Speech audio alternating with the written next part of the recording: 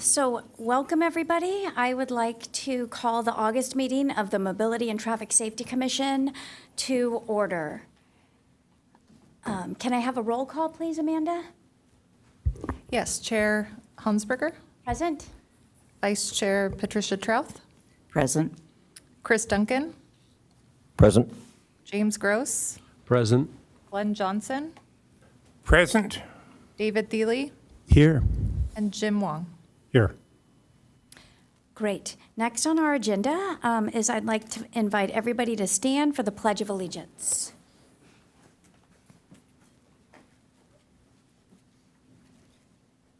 I pledge allegiance to the flag of the United States of America and to the republic for which it stands, one nation, under God, indivisible, with liberty and justice for all. Thank you. The first order of business is to approve the minutes from our June meeting. Hopefully, everybody has had a chance to look over the minutes. Is there a motion to approve, or are there any changes? I'll move to approve. Do I have a second? Second. All in favor? Aye. Aye. Okay, fabulous. Number 5 on our agenda is oral communication. This is the opportunity for the public to come up and address any issue they have with us. There's a 3-minute time limit, and just so the public is aware, we cannot engage in dialogue with the public speakers on the issues they bring to the commission because they are not on our published agenda. However, we are listening, and we can address the issue at the end of the meeting during our commissioner corner. So with that, do we have any speakers? We do. We have 2 public speakers. It will be Ellen Byrne, followed by Ron Dodge.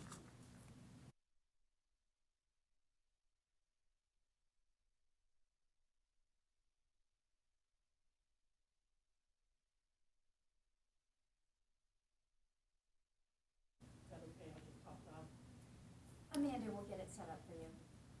Is it on now? Can you hear me? Oh, you can hear me now. This is just a request or suggestion. I know we have the technology, I believe we have the technology and the ability to do all kinds of maps. And I would think it would be very helpful not only to you, but to the public and maybe to the staff itself, if for the things like when you're doing an update for the areas where you're doing mobility improvements or checking on what the situation is with developments, if we actually had a map of the city with that notated on it, with the little key, maybe P for permitted,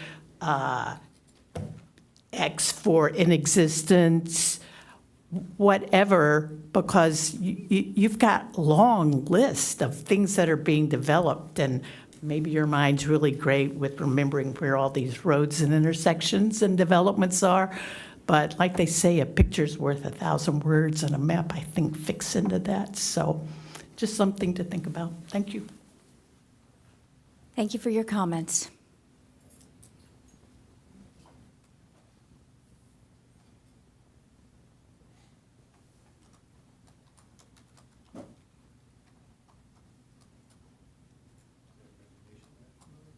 Yeah.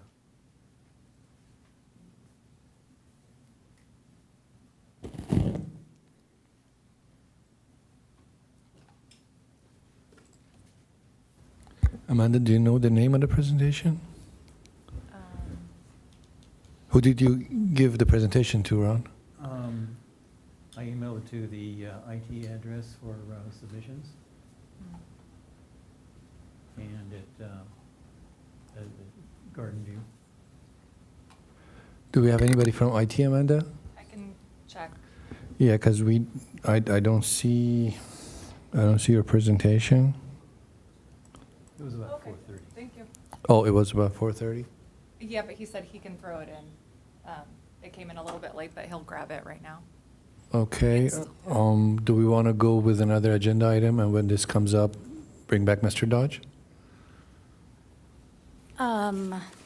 Maybe we can do our sheriff's presentation. I don't know how long it would take. It sounds like it'll just take a second. Is it? Okay.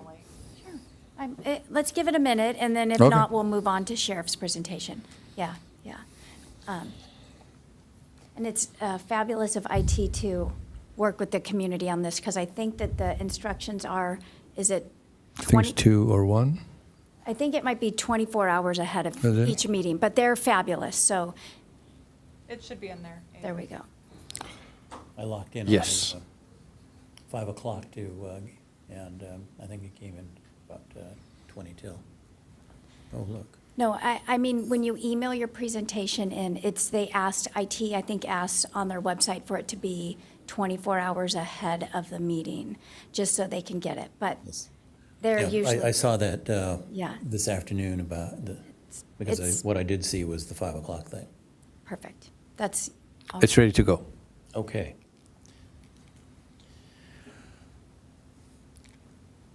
Good evening, Commissioners and Chair Hunsberger. My name's Ron Dodge, live along the El Camino corridor, and I'm here to talk a little bit about some ideas and thoughts about Garden View and the immediate environs thereabouts. We'll just hold that frame until I go through the words, and then I can flip through them. Okay, great, perfect. Back in 2017, we did an audit of the El Camino corridor for walkability, bikeability, and vehicle friendliness, and a lot of ideas came up. And some of those were also included interconnectivity of various properties, businesses, and the like. And what I've done here is sort of color coded the businesses that are the either side of Garden View. Garden View is the horizontal roadway there, and El Camino is on the left margin. So red is medical, blue is business services, some green for financial. Purple is a new housing element that will be coming in on El Camino Real. And then yellow, the bright yellow is merchants, and the darker yellow is food services. So there's a lot going on there. And this may be a little bit hard to see, but there's some little arrows at the driveways and other passageways that allow people and vehicles to move between properties and the buildings, which is unusual for that corridor because most of the properties there are closed off.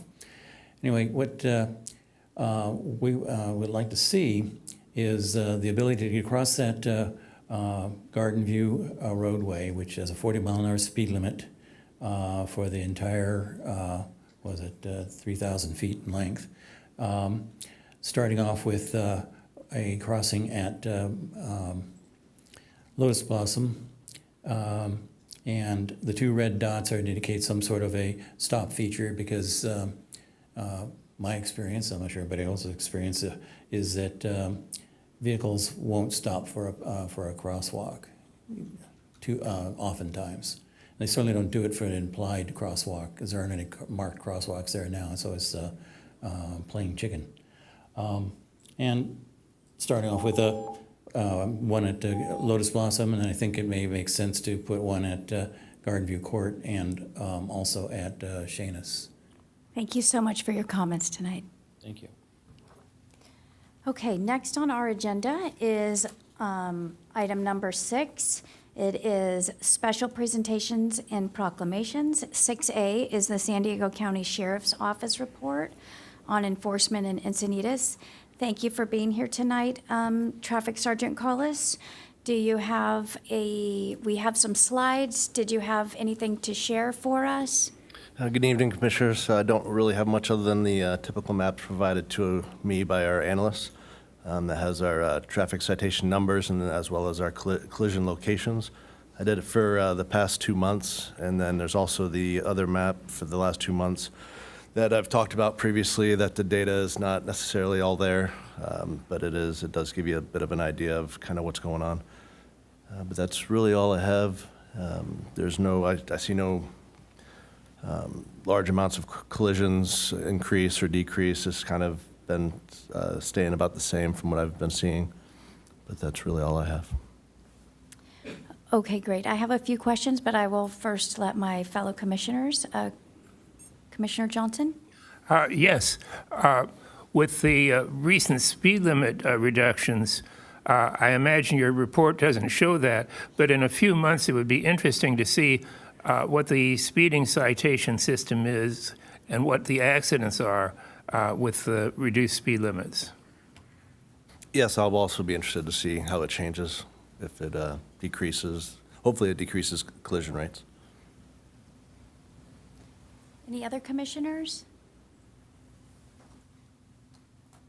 I have a couple questions then. So can you just let us know where enforcement was happening in the last few months? Has it switched to any of the new 20-mile-an-hour areas in different neighborhoods or along different corridors? And then my other question is, were you able to hire I think there was another traffic detail was being hired, and there was some snags with that, so could you update us on how that's proceeding? So there's no new motor units or motor deputies yet. That's, I guess, up to the city at this point. But as far as the enforcement, and for us, it really hasn't changed. We enforce everywhere pretty much the same. There might come to where there's more of a speeding issue in some areas as a result of the lowering of the speeds. But it's too early to say at this point. Also, the signs versus roads hasn't, it's taken a little bit of time. So obviously, we can't enforce the speeds on a road when it's different to the actual posted speed. That wouldn't be right. And so there's some areas that I do believe that speeds were probably excessive, but maybe close to a bit of a buffer that we might have had before. But really, it hasn't changed much for us. We still just go out and do the same enforcement, which is all dependent on collision rates, high collision areas, as well as complaints. I was just going to point out that it does appear that there were a couple accidents on Hermes near Paul Ecke, if I'm correct. I feel like that is a school zone, and I'm not sure I had noticed accidents in that zone before. Do you know if something has changed in there, or it just seems like there were a couple right along that road? I realize school is not in session right now, but Right. Starts we look tomorrow. at the other maps? I think it was just on the one we were looking at. I could Okay. Yeah. Yeah, so that other map, as I mentioned before, that it's automated and produced from just calls that we receive, and oftentimes when we get to a call, it's not what it originally was. So that's probably the case, or it's so minor it's not even investigated. These the red dots here symbolize areas where we conducted a traffic collision investigation. So it might have been something extremely minor, maybe even in a parking lot, which is not a public roadway, so it's not reportable to the state. So I would assume that's the reason for the difference. Okay. I don't think there's a parking lot on Hermes, but it is just near. Yeah. I think it's all houses right in that section that I was looking at. Okay, thank you. And then I was also just referring to, I think you were training, you had a new patrol officer that you were training. And then there was something that delayed that. So has that moved forward? That was my question. Sorry for not clarifying. Right. Actually, yeah, we did have somebody on as a new motor. They didn't quite make it. They tried really hard. But we do have somebody that replaced him. He's now been through the training, and as of last Thursday, he completed his training, and he's on his own starting this week. So we do actually have an additional, basically filled the vacancy, essentially. Okay, great. That's good news. Thank you. Okay, any other commissioners? Commissioner Wong? Thank you, Chair. Sergeant Collins, as always, thank you for your help on this. So I had a question that perhaps you've answered in the past, but does this chart include pedestrian accidents, since we have requests about crosswalks? It would include, any vehicle versus pedestrian, vehicle versus bike, vehicle versus vehicle.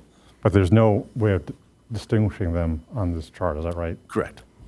Do you have an idea about how many there are typically in a typical month? Same with number of bicycle accidents. I can't off the top of my head. I wouldn't know that. There is some other. Yeah, I would have to get the other data in front of me. Okay, but you can get that data. You do have that in some other database. Because then it'd be interesting to see whether those accident rates have decreased due to decreased speed limits as well. Right. Yeah. It's that data is available, and I'd have to have my analyst do that for me. So when someone has a request for, say, crosswalks, can that person see that data and use that as a basis for justifying a change? Yeah, it's all public information. It does take a bit to get to the state level to view it for anybody that can view it. This is not as immediate as a month out, but the data is available. Okay. Of course, I'm a little skeptical about using accident data as justification because if an area is dangerous, people just don't go there and there won't be accidents. So that's why I'm not sure it's a valid reason for justification. But at least you have it available. That's why I want to check. So thanks very much, Sergeant. My pleasure. I just had one more question, going along with what Commissioner Wong was asking. Is there a way, I know we always talk about these maps, and I know that it can get very cumbersome, but is there a way to just also add number of, pedestrian, car versus person on there, and car versus bike, or bike versus person? Is there a way to just add that on that map for us each month? I think that would be a data point that hopefully wouldn't take too much of your analyst time, but something that we could just see the number. Right. I believe the report that's sent to the city every month that does have that information in there. Oftentimes it's not generated yet. It's generated in time for the city council meeting. So that I believe that is in that report. Okay, thank you. I'm going to circle back and see if I can find that. So find where they're linked, just so we know. So that's good. Okay, thank you. Any other commissioners? Okay. So that was 6A. We're on to agenda item 6B. Thank you for being here tonight, Mr. Buck. Do you have a presentation for us or an update? Yes, I do. Thank you, Chair and members of the Commission and members of the public. My report for this month about non-infrastructure mobility related projects. I'll get started with education, talk about MOUs. So at the end of summer, end of June, we went to council with MOUs for bike education for our schools, for both the Encinitas Union School District and the San Diego District, which were approved. So that equips our schools to have pretty much access to a menu of different course offerings to educate their students. So for elementary schools, we continue with school assemblies and bike rodeos, and also on bike training on bike rides. And then for the high school and middle schools, we have more assemblies and classes that look more like our 3-hour community cycling classes. So a good menu of offerings. We'll kind of tailor that as we go through the school year to the needs of the schools.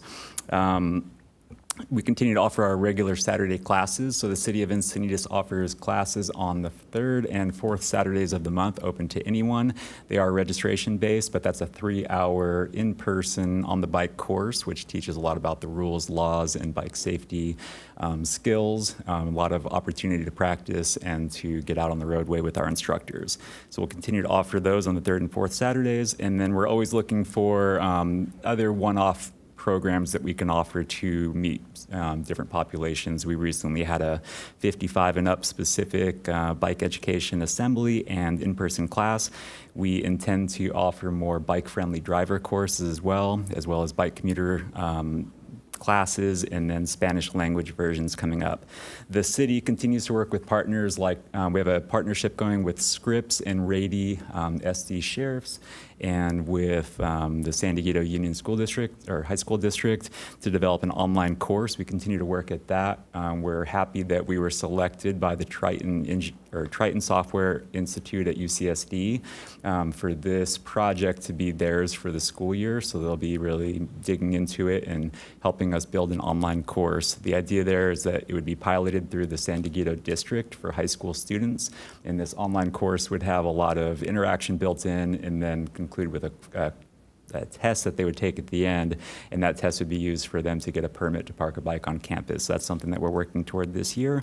And then beyond the pilot phase of that online course, we intend to create basically different versions of that, kind of like a drop-down menu, if you access that course online, that could be accessed by different schools and has visuals and different content that reflects the environment around their school or in their community. You've also may have noticed that we're doing weekly mobility tips and updates about mobility-related projects in the city newsletter. If you don't yet subscribe to that, be sure to do that. Sharing good tips and information about some of the things that you see being built around you, and also ways to stay safe on bikes and on foot in Encinitas. Video content, we're absolutely wanting to do more video content. We're somewhat challenged with the resources to pull that off currently, but the city's entering contract with some video production services vendors, and we hope to get busy with creating content from the city, and then also sharing content created by San Diego Bike Coalition and potentially down the road Encinitas Bike Walk Group. So some good partnerships going there. I want to mention the school crossing guard program. That same date in June, council approved our MOUs with both school districts. That's for the city to be in cost sharing with the school districts to have crossing guards at identified sites around town. So we're happy that we continue that program. We've seen that program grow quite a bit in the last few years, and we think that we're entering this school year in a really good place with good coverage that's proven effective in keeping people safe and doing the right thing out there. Some projects I want to mention that I don't think that we've shared in the last meetings. We're starting to dig into a micro-transit study. That project I'm inheriting from our Climate Action Plan program staff in the Development Services Department. That micro-transit study will research and explore local, statewide, and national programs and deliver a report that defines the best type of micro-transit, which provides the most convenience and utility, suits our climate, best works with existing transit, and taps available funding and resources. And the study should roughly identify the cost of having a program and what portions the city might need to fund versus available outside funding. And implementing a shuttle system or microtransit system within the city would enable residents to utilize public transit rather than their own personal vehicle for local trips, thereby reducing overall transportation-related carbon emissions. And of course, you're aware that microtransit is one of the latest trends in transportation, providing an on-demand transportation service that offers shared rides in a defined geographical area. While we go into this study with similar program examples and ideas, we're really leaving it up to the study to provide us program recommendations and a roadmap to implement. The city was awarded a grant voucher from the Department of Energy. It's the Energy Efficiency and Community Block Grant, which we're supplementing with a donation from Fox Point Farms, which the city already has, and a grant from SD Community Power. In total, it's approximately $220,000 in total to fund the study, and we'd be working with the National Renewable Energy Laboratory in that, and it's the acronym NREL, and that NREL is our assigned consultant. They have approximately 1,100 partners that they provide technical assistance to. NREL is a laboratory of the Department of Energy. We'll be taking an item to council in the coming weeks or perhaps the next month that hopefully they'll authorize acceptance of the grant funding and approve the contract with NREL. And once we get started, it'll be an approximate one-year project, which will include public workshops, stakeholder meetings, and perhaps an advisory working group made up of members of the public. There'll definitely be an opportunity for the commission to get involved in this project once we get started, and we'll share more about those phases of the study when we get there. Also, another project we're working on is the Comprehensive Safety Action Plan. As you're all well aware, it's the city's stated goal to work toward Vision Zero. And Vision Zero is a strategy to eliminate all traffic fatalities and severe injuries while increasing safe, healthy, equitable mobility for all. So to help us get there, the city's started to work with a consultant on a comprehensive safety action plan. The acronym there is CSAP, a lot of acronyms tonight. The CSAP builds upon the efforts that went into the city's local roadway safety plan, LRSP, another one for you.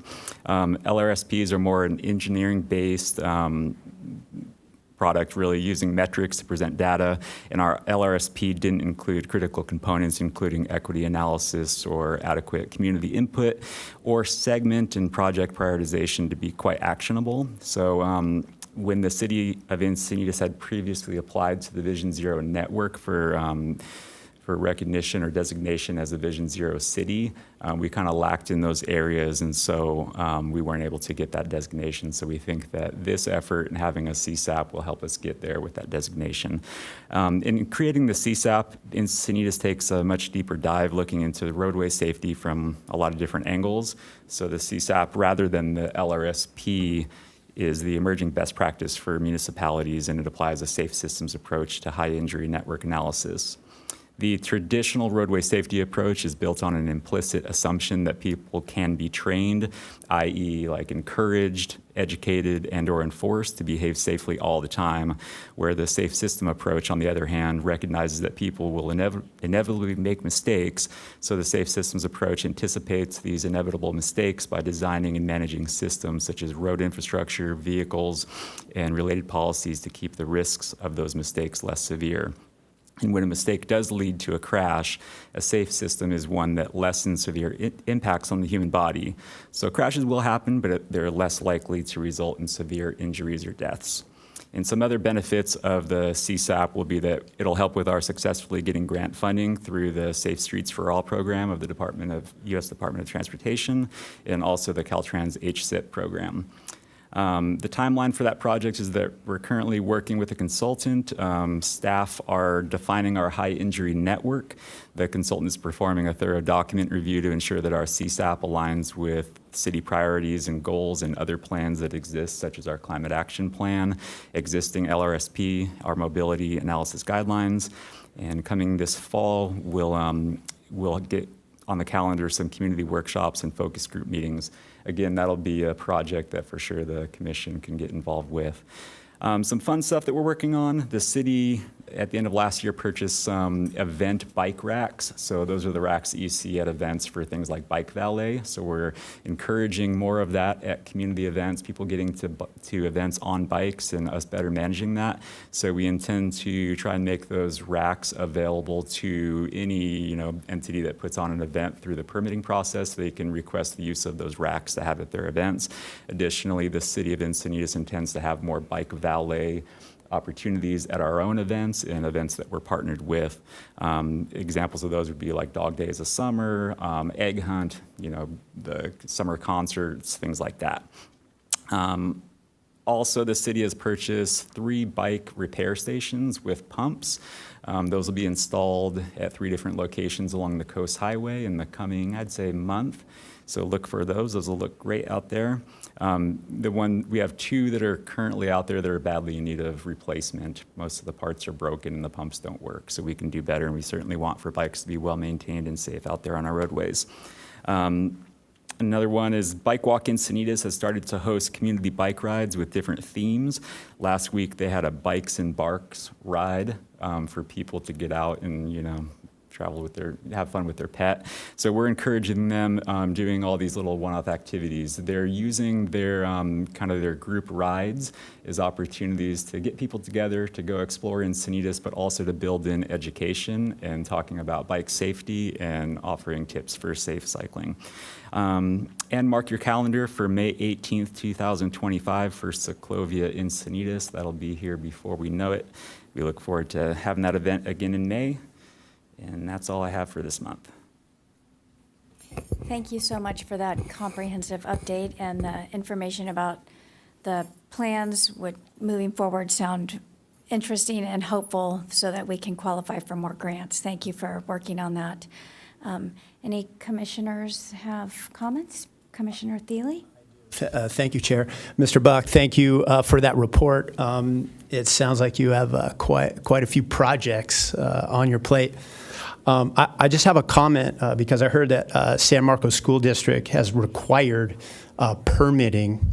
Have you heard of that? And what are the details, if you know the details? And is that similar to what your goals are for the kids?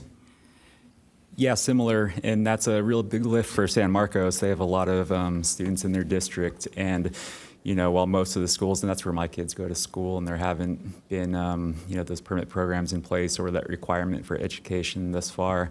Encinitas, many of our schools, so like EUSD, for example, they, starting last year, had school assemblies at the start of the school year, and that was that baseline level of education that was required for students to be able to like bring bikes to school. That's something that they'll continue. And then at the middle schools, they had a similar requirement that a student receive some education, and that was more in the form of a class to be able to get a bike permit.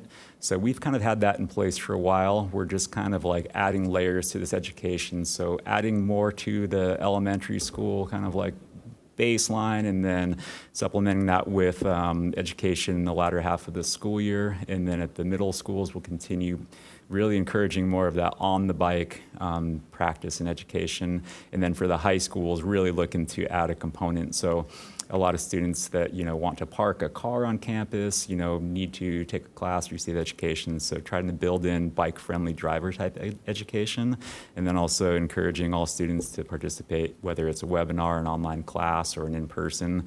I think that we can certainly do more with the high school students and require it, but ultimately it's up to this district to create that requirement. The effort that we're doing with the online course is really, the big effort there is to get that online course so that we can really move a lot of students through, a course pretty quickly to kind of get them to that level. So that's a big push there, and that's why that online education would be piloted with the high schools first.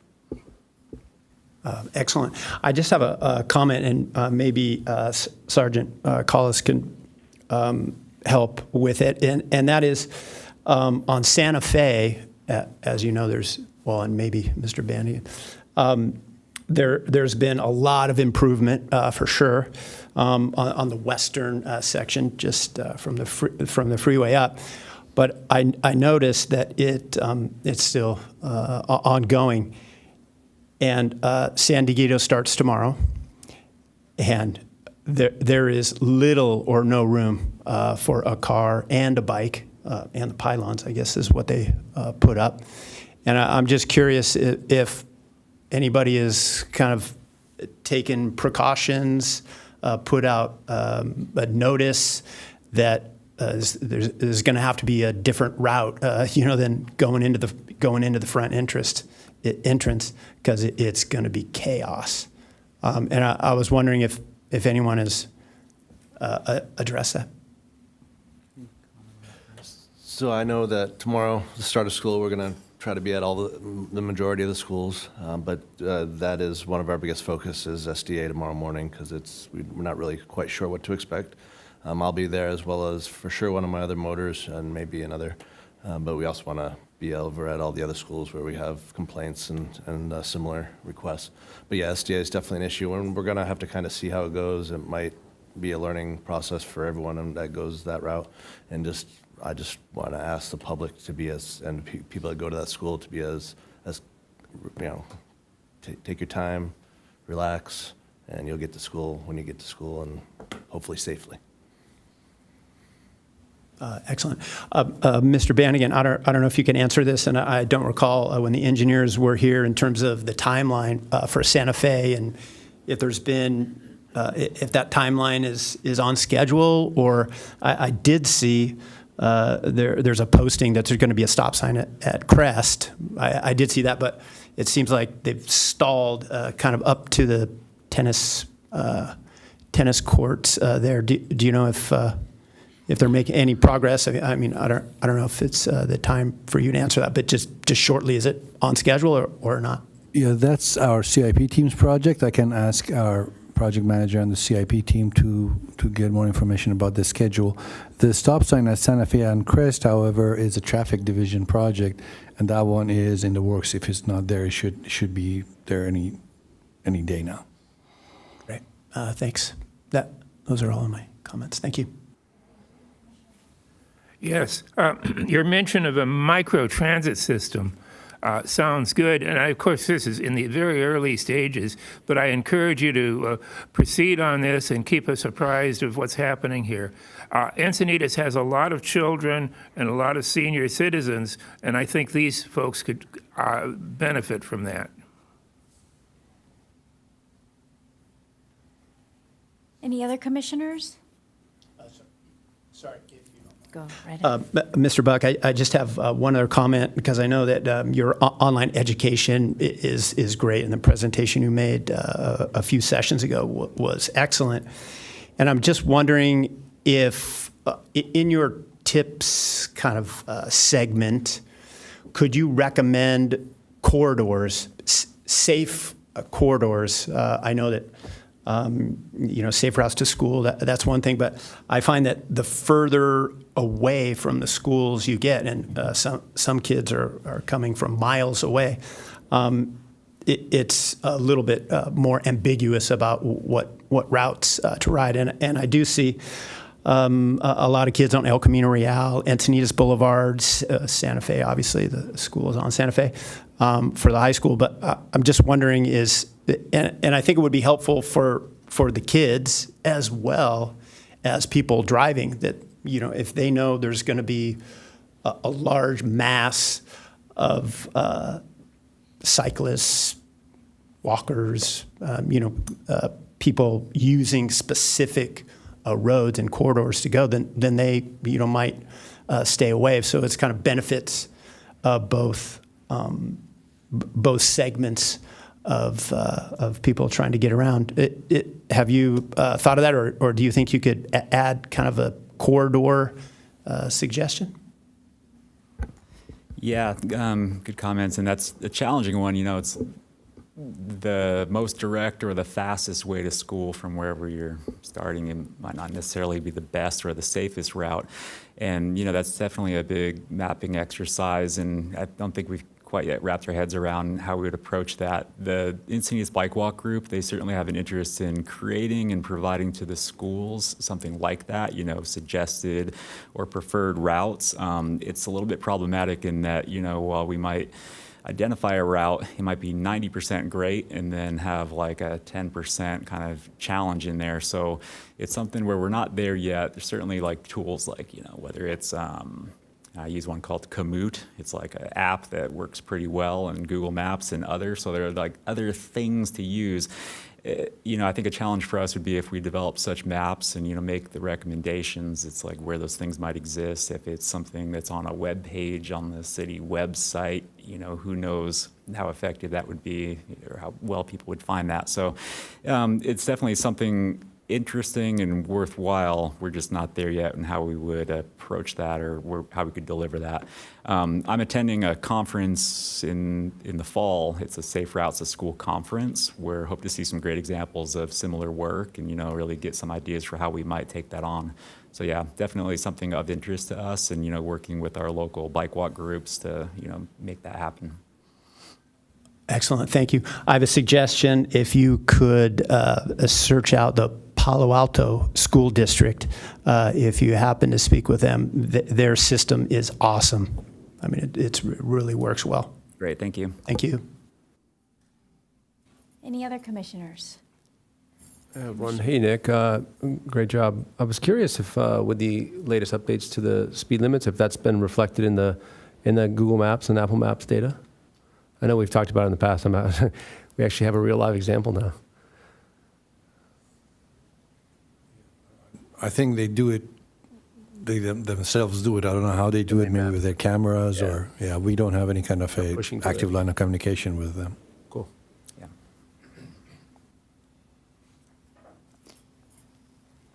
I just had a couple questions and one comment. You were discussing bike racks, which is so important because we have so many people riding their bikes and e-bikes all over town. And I will say, I feel that there's a big need to have more bike racks at certain locations around the city. And for example, Beacons, Grandview, Moonlight, there's at the top of Beacons, I know there's only one bike rack, I think, up there, and you get 2 e-bikes locked up there, and nobody else has any space. So I was wondering if that was something on your mobility plan to add, not just at events, but look around where we have community riding their bikes to these locations, and then there's no they end up locking them on fences, on posts, and it would just be great if we could get some new bike racks and even some that could also accommodate e-bikes. I know they're so narrow and some of the e-bikes are so large. So can you give me your thoughts on that? Yeah, it's funny you mentioned that. I think somewhere very recently I saw like that we're going to look into a bike rack policy, and that had my name on it. So I know that that's coming. I think that that's definitely something that's needed to have, a methodology and then consistency in Encinitas for where racks are and what they look like and in volume and et cetera. So yeah, I'll have more to report once I know a little more. It is the direction that we're going. And yeah, about the type of rack, bikes have changed a lot. More of the bikes tend to be rather bulky, take up space, and, just have different kind of configuration architecture. So locking those to a rack, it needs to make sense and have the right spacing between so that we can accommodate bikes. So yeah, it's something that we're getting into. I'm sure I'll have more to report back at one of the future meetings. Perfect, thank you. Okay, and then my other one, you didn't mention this, but I thought it was a fabulous kind of collab between mobility and the art commission here. The El Portal underpass artwork was just unveiled, I think, on Saturday. And if you have not seen it, I ran down there today and walked around and looked at all of it, and it is really stunning, I have to say. Some of them even kind of brought me to tears a little bit. They are just beautiful. Mr. Jeremy Wright is the art teacher at San Diego Academy, and he spearheaded that along with his students and then the Palecki students. And the colors, the patterns, and just the history of Encinitas is in those tiles. So if you have a chance to get to that newest underpass in Encinitas, it's really, it's just spectacular. So were you at that one? I know that was a big event on Saturday. No, I wasn't there, but I echo your comments. We're encourage anyone to get out and really enjoy public art on foot or on bike. Great way to see it. Hope to see more of it. Definitely adds to the vibrancy of the community. Yes, and that underpass is really, it's just amazing that we just need them further north as well, but it's nice that we now have that one in, the boundaries of Encinitas. So right there by Palecki, it's really fabulous to get us back and forth. And even though it is a mile and a half from my house, I use it all the time. So I'm thrilled, and it's beautiful. So please go out and see it. That's kudos to the city for making that happen. If there are no other comments, then thank you very much again for your update, and we'll look forward to hearing from you again next month. And I think that puts us on to 7, agenda item 7, our action items here. So our first one is 7A. It is the City of Encinitas Permit Parking Program Study. Is there a presentation from our consultant? And would you please introduce yourself? I know we've met before. Thank you for returning to our meeting. And I'll turn it over to you. Great. Good evening, everybody. My name is Ben Verdugo with Dixon Resources Unlimited. I'm here today to discuss the Encinitas Residential Parking Action Plan, which goes over survey results as well as draft recommendations. So as most of you know in this room, very familiar faces in the crowd right now, there are currently 4 residential parking permit zones, we'll call them RPP zones, in the city of Encinitas, Zone A, Zone B, Zone C, and Zone D. And a bit of a timeline for this project. We met to kick off the project with staff back in January 2024. Site assessments were conducted on February 7th as well as March 11th. And then we also had community meetings, the first of which was March 11th at a commission meeting, in which you guys were all here for. And then the second of which was on August 5th, and that was just last Monday. And then we also, in line with the process, we put out an online survey between March 25th and May 3rd, which is approximately about 6 weeks. And I'll go over a little bit about survey results. I know in the packet we have the report, but also the appendix, which shows the survey results. So there were a total of 612 responses. Most respondents do not live inside a RPP parking zone. So about 85% of the respondents actually live outside of a RPP zone.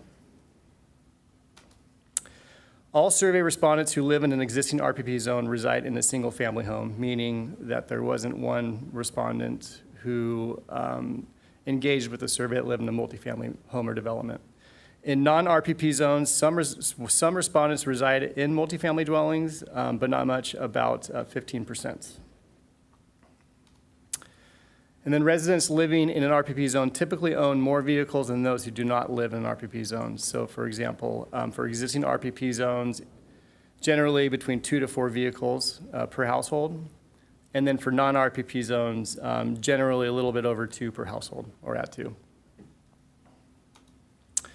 Residents in both RPP and non-RPP zones find it most difficult to park in the evenings and overnight, so that time frame between the evening hours of 6 to 10 p.m., and also overnight between 10 p.m. and 6 a.m. And the non-RPP residents generally have an easier time securing on-street parking or do not use street parking at all.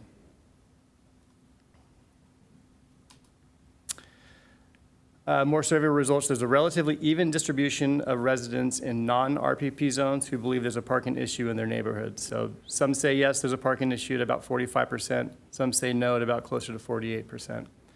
Residents who do not live in an RPP zone generally do not believe their neighborhood needs an RPP program, upwards of about 50% that responded to that survey.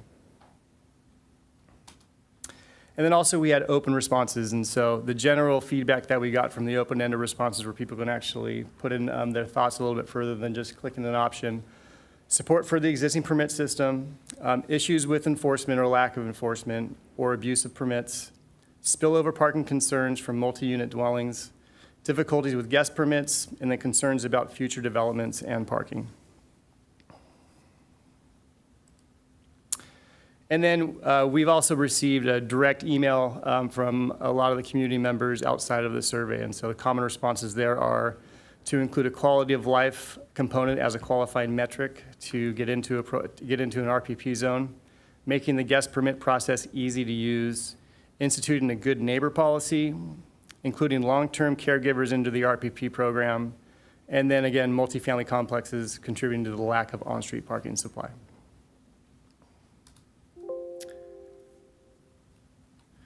So the next set of slides, we're discussing recommendations and strategies based off of community feedback, best practices, particularly in the state of California, and then survey results. So the first potential strategy really is to clarify the intent of the program by allowing all residential zoning districts to be eligible for an RPP zone. And this aligns with the 2016 California Attorney General's opinion, which states that in issuing long-term residential parking permits, local authorities may not distinguish among residents based on the type of dwelling in which they live. So not only should these zones be available to single-family homes, but also multifamily dwellings as well. And we also made the recommendation that the 4 existing RPP zones will be grandfathered into the updated program, so there's no need to requalify those 4 districts. Another strategy is to introduce RPP zones experiencing external parking demand, meaning that the issues from parking are not coming from residents inside the areas. And so external parking demand can come from commercial areas, neighboring cities, schools or institutions, as well as recreational facilities. A good example comes to mind is Fox Point Farms. They're probably feeling a little bit of parking issues on the neighborhoods that are outside of that, so I think that would be probably an area, or the streets in that area would likely qualify for this type of program. Also, establishing right-size permit zones by adjusting the minimum zone size requirements to 1,500 feet, which is approximately 3 blocks. And what this does, this avoids pushing congestion to a street over. A lot of cities, what they've done in the past is allow RPP zone just on one street segment. The problem there is if there's a lack of available parking on that street, it pushes over to the next street and the next street. So last thing you want to do is push congestion outside of your existing zone. Also revising RPP petitioning and occupancy study guidelines. So we recommend that 51% or more signatures are needed to launch what's called an occupancy study to evaluate the need for establishing a new permit zone. And then once that 55% or 51% threshold is met, then a parking occupancy study will be conducted. And then what I put in the report is anywhere between 70 and 80%. I'm saying here, if say that parking occupancy reaches 80% or more in a proposed neighborhood, it becomes eligible for an RPP zone. And then from there, City Council can consider these findings as they evaluate and vote on the implementation of a new zone. Another strategy is to limit permits to 1 permit per eligible resident with a maximum of 4 permits per household. Also introducing escalating rate structure to permit fees, where the first permit would be $25, second $50, third $75, and then the final one would be at $100. Also offering low-income permits. So the first 2 permits for low-income folks that qualify would be free.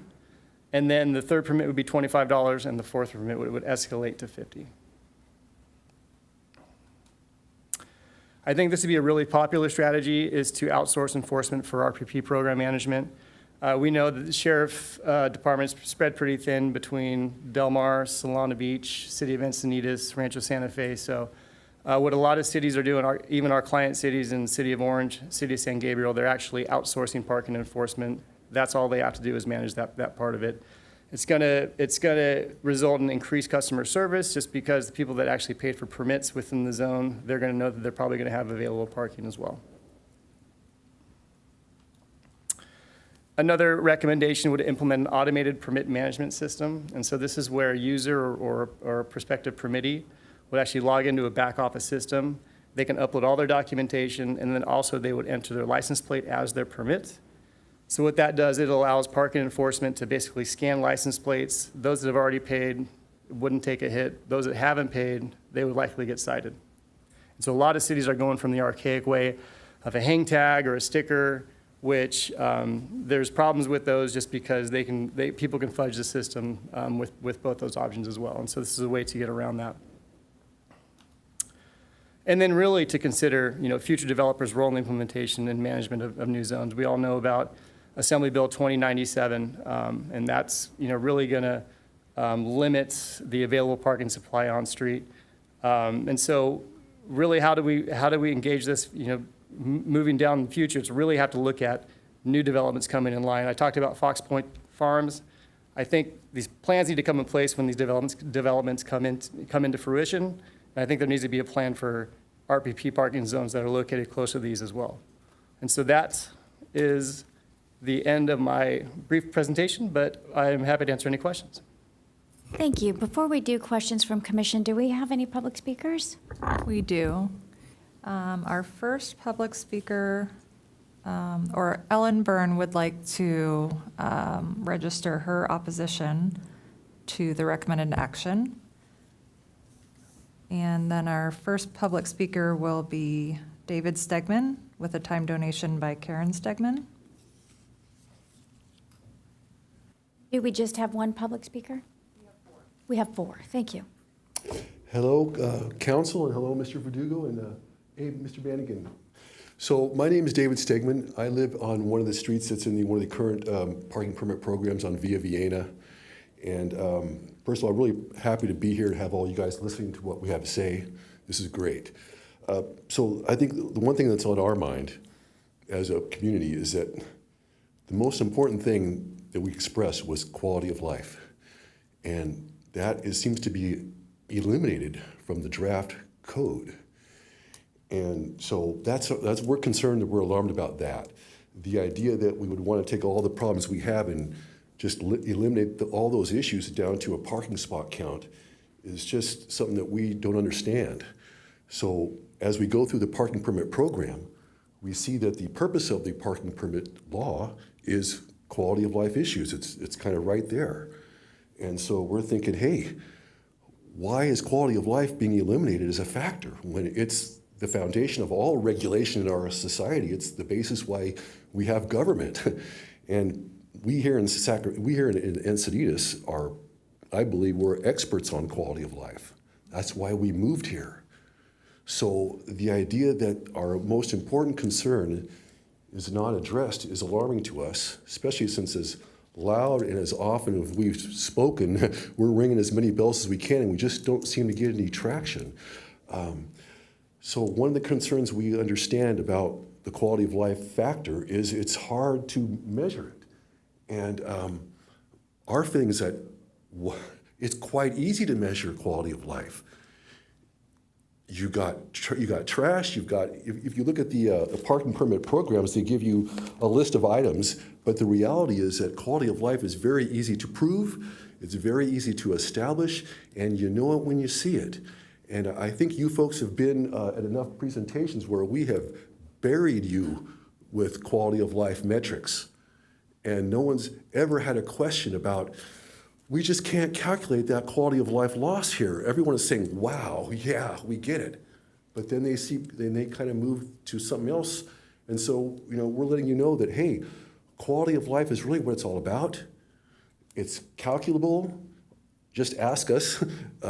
And so we don't understand why it's not being included in the draft and why you're limiting everything to simply an account of parking spaces. The history of this whole thing has been one of the least problematic issues has been, maybe the number of parking spots. Yeah, parking has been a problem, but I'll tell you, as far as we're concerned, that's not on the top of our list. We've got urination and feces and drugs and all these awful, awful things that are all quality of life. And again, they're easily calculable. They're easily measurable. So I think I'm almost done. Thank you very much for your time. Thank you very much for your comments. Our next speaker is Bonnie Bobzien with time donations by Annette White and Mike White. My name is Bonnie Bobzien, and I live in Permit Zone D. I'm going to be covering two main topics. One is definition of key terms, and the other is issues about handling apartment complexes. The revision certainly improves many of the aspects of the permit parking code. We are grateful. However, one of the key deficiencies in this code has not been addressed by this revision. Precise definitions of key terms are critical. Without precise definitions, how do you decide what neighborhood qualifies for permit parking? Without precise definitions, how do you enforce a permit parking code, or how do you know who is compliant with the code and who is not? During our neighborhood's pursuit of permit parking, we had several meetings with the traffic engineering department. This department had interpreted the terms quality of life, resident, non-resident, commuter, guest, and commercial vehicle in a manner inconsistent with previous Encinitas councils, as well as other California cities' permit parking programs. This caused considerable confusion as to whether we could petition for permit parking or not. This confusion led to delay in our getting approved for permit parking. Unlike other cities, our revised codes does not define key terms used in the code's provisions. Definitions ensure the code is applied the same from neighborhood to neighborhood. Definitions ensure the code is applied the same even when personnel changes occur in the city staff. To ensure the code is applied in an equitable manner, we would ask you to reject any revision of the code lacking appropriate definitions for key terms. All of the following definitions have occurred in other cities' permit parking programs. First is quality of life. We need a statement that quality of life issues is sufficient reason for a permit parking zone, even if the parking capacity has not dropped below a preset level. Quality of life issues can occur even when the available parking capacity has not been totally compromised. As Julie Dixon mentioned, more apartment complexes are being owned by out-of-town corporations that care little about the negative impact their developments can have on the adjacent neighborhoods. Profit is their main motive. Quality of life provisions can protect our neighborhoods from this indifference and maintain a safe and healthy environment, especially for children. The terms residence and resident, a permit zone needs clarification to correctly issue permits for a zone. In Los Angeles, to be included in a zone requires the residents to have frontage or side frontage on a block posted with preferential parking restrictions. A resident is a person who lives in a dwelling unit located in a preferential permit parking district. A non-resident vehicle in a permit zone is defined as a vehicle not eligible to be issued a residential parking permit pursuant to the terms of the code. This is from Oakland. Again, from Los Angeles, a commuter is a vehicle parked in a zone that is not owned by a resident or a guest in this zone. A guest is a person not on the lease or not a homeowner, but visiting a dwelling unit within a zone. We had vehicles that were using guest passes months on end. I believe some revisions in the new code will help with this problem. And lastly, commercial or large vehicle. We have landscape pickup trucks with business logos and telephone numbers on their sides and carrying tall loads of landscape debris. The new code contains a provision that does not allow large vehicles on residential streets. However, what qualifies as large vehicle is not defined. And in this past, this had led to disagreement on what vehicles could park on residential streets. Defining large by weight of a vehicle is not helpful, because how can a citizen judge the weight of a vehicle? The DMV categorizes pickup trucks as commercial or personal based on their use. A definition such as this would be helpful. My second main point deals with issues in handling apartment complexes. We understand on-site inspections were done by the consultant. On page 3 of the draft, the revision mentions that the consultant did assessments on residential permit parking zones. Our zone contains 3 apartment complexes. The resort with 196 units was the main contributor to our zone's problems. Did the consultants inspect the private lots and 2 private streets within the resort complex to assess why these tenants now need access to 4 neighborhood streets? This complex was built over 30 years ago. Only after the resort ownership changed hands in 2021 did our neighborhood streets experience an immediate influx of 80 tenant vehicles. Can anyone explain why? Secondly, consequences of violating the good neighbor policy are needed. On page 8, the revision requires residents to sign good neighbor policies when applying for a parking permit. These policies are said to promote friendly and cooperative interactions, enhance quality of life, and ease parking issues. We are glad this policy is in the revision. One requirement of the good neighbor policy is to use on-site parking efficiently. Did the consultant assess whether the resort was using their on-site parking efficiently? Our survey strongly suggested that the resort was underutilizing their parking capacity with 80 to 100 empty parking spaces at the early morning hours of 4 a.m. If the good neighbor policy is violated, how is this handled? We would like this stated in the revision of the code and do not see it. For example, this policy states permit holders shall not move solid waste containers in a manner that precludes collection of solid waste or obstructs driveway. This happens in our neighborhood. What are the consequences when this happens? Third, the petition rules for multifamily properties joining a permit zone need further clarification. On page 6, the revision states that rental properties, the residents, property managers, and property owners should all be allowed to participate in the petition process. Other cities specifically state it must be the property owner of the complex who must want to join a permit parking zone. If this owner doesn't want to join, it doesn't matter what the tenants or property manager wants. If this owner desires his complex to join a permit zone, then a tenant survey is performed. Other cities also exclude the property manager from the approval process.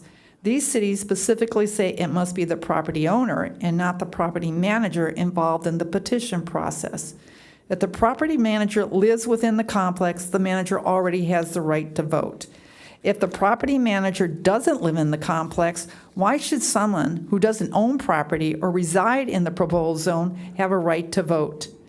The multifamily properties should be required to obtain owner approval. If approval given, then a tenant survey should be required. Parking capacity of the complex property should also be assessed. To be equitable, the multifamily properties should be required to fulfill application requirements as do single-family homeowners. And then fourth, we need a clarification of the petition standards that are mentioned on page 6. Is it 51% of households must approve petitioning for permit parking, or is it 51% of those who responded to the survey must approve the petition for permit parking? I have seen both systems used in other cities. In our Zone D, we have 61 homes. 48 responded to the survey. 72% of all homes voted yes, while 91% of all respondents voted yes. Please clarify this provision. Thank you for your listening. Thank you for your comments. And I just need clarification on this last one. I have Jen Bido with a time donation by Ernest Bido. Did you want to speak? I'm going to. Oh, okay.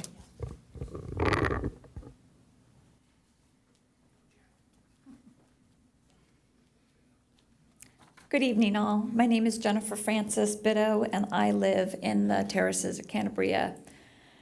Our neighborhood is in Zone D, the newest zone approved. Management at the nearby apartment complex, the Resort, changed in 2021, at which time we had an influx of about 80 resort tenant vehicles onto our 4 neighborhood streets. This was accompanied by numerous problems, including people sitting in their vehicles consuming alcohol, drug use and drug deals, discarded condoms, pools of vomit in the street, relentless trash including beer cans, bottles, and food containers, loud parties on the street at night, young women from our neighborhood being verbally harassed by the vehicle occupants, and public urination. This is not an unhoused problem. These are not homeless people or people living in their cars. These are residents of the resort and or their friends. Flaws of our current residential permit parking municipal code still exist. Additional provisions for enhanced enforcement of the code are still needed. The revision does offer some remedies. It recommends permit design changes with license plate numbers linked to permits to decrease fraud, use of digital permits, and contracting enforcement out to other entities so as not to consume sheriff resources. However, the revision does not offer any modification of penalty of code violations. Other than a citation for lacking a permit, there is no other code violation relating to permit parking. We have seen penalties for parking permit violations ignored. The citations are thrown into the street or seen piling up on a vehicle's dashboard. We need stiffer penalties. Examples of other cities' penalties system include misdemeanor charge, like San Diego, California, revocation of resident permit, like San Diego or Huntington Beach, California, or person not allowed to renew a permit until fines are paid, Berkeley, California. We ask that you recommend having increased penalties to be incorporated into the code revision to encourage respect for the code. Thank you for your time. Thank you for your comments. Is that it? Okay. Fellow commissioners, who would like to ask any questions? Clarifications?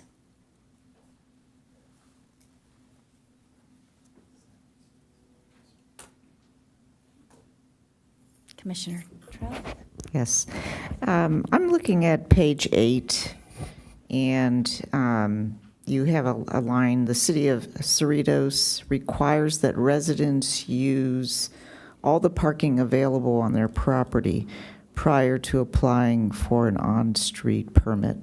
How does that work? Because that's kind of what we're dealing with here. We have a bunch of parking that cost, that the residents now have to pay for, and so they're choosing to park on the street. So how does that work in Cerritos? Yeah, so in Cerritos, say if you had a garage that had 2 available spaces in there, and then a driveway that had 2 spaces, anything more than that, then they would have to pay to get into the permit program.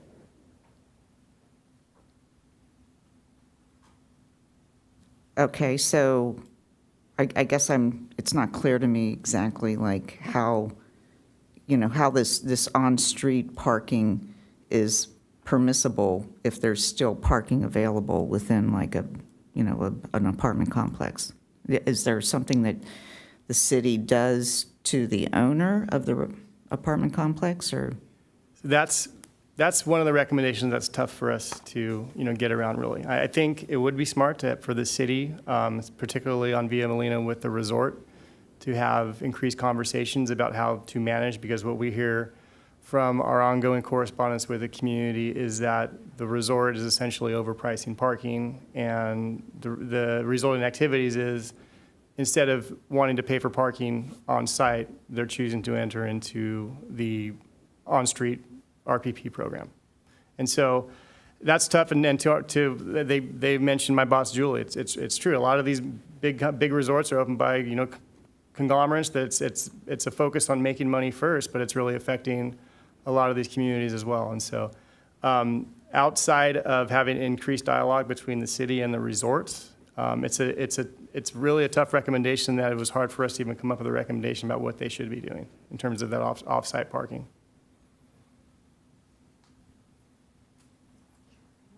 I have one more question. I was reading through your draft, and I guess the one thing I was wondering, you call this draft version 1.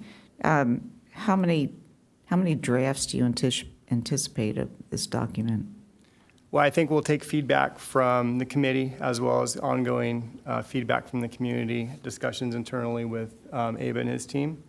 There could be more. Obviously, this has to go to Planning Commission as well as Council. And so we'll take, and then to Bonnie's point about including definitions, I think that there shouldn't be any issues with including that into this report as well. And so everything that they say that we do take seriously. We've been talking back and forth with the community quite a bit, but if things make sense to include into the report, we absolutely will include that into the report. Thank you.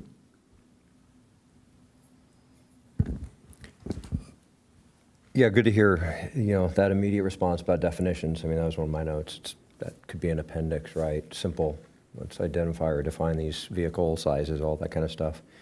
The penalties, I would have to agree, though, anything without any kind of penalty structure, fining, without any teeth. Again, we've heard people are just letting these things pile up, throw them away. I mean, I know it gets to enforcement, that's a challenge, but, whether it's a contractor or something, but maybe that's as part of an appendix or something, proposed penalties for different levels of violations and persistency and that kind of stuff.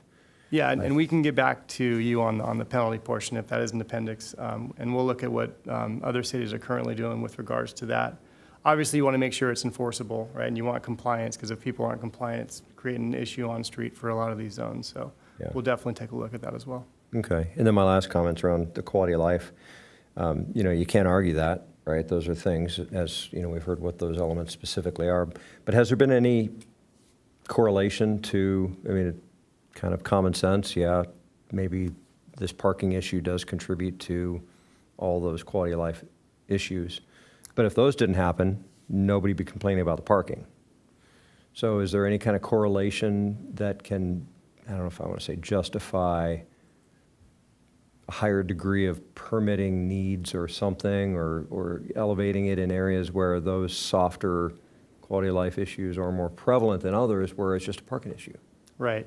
Well, I think that quality of life is important, especially in Encinitas. I live in Encinitas. I understand that completely. I think if we were to include that as a guiding principle within this document, also include some verbiage about quality of life in the Muni Code update, without having quantity of life as a qualifying factor to establish an RPP zone, we'd be comfortable with that. I think what it comes down to is, and the reason that these RPP zones are implemented in the first place, it's a parking issue, it's a capacity issue, it's the fact that they're overparked. But you also make the argument too that once these permit programs are in place, quality of life does improve, right? Just because, especially if it's enforced. If it's not enforced, quality of life maybe won't improve. So it's a combination of establishing these districts, but making the fact that they're enforceable, because that in and itself will improve quality of life in all of these streets and areas that are trying to establish districts in the first place. Okay, thank you.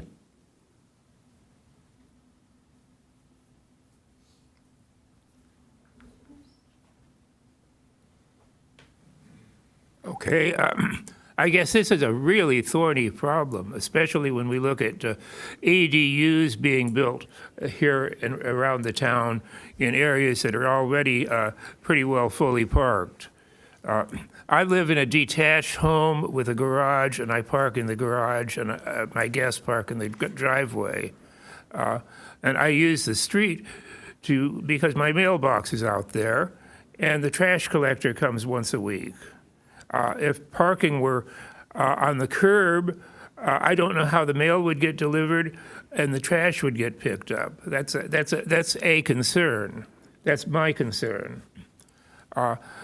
And I think with respect to the resort, clearly the ownership of the resort is a bad actor, and we ought to have some clause in the documentation about charging bad actors, a citation or a penalty of some kind, because with the housing elements, we're going to have places where there are more cars than there are parking places being used in this housing element site.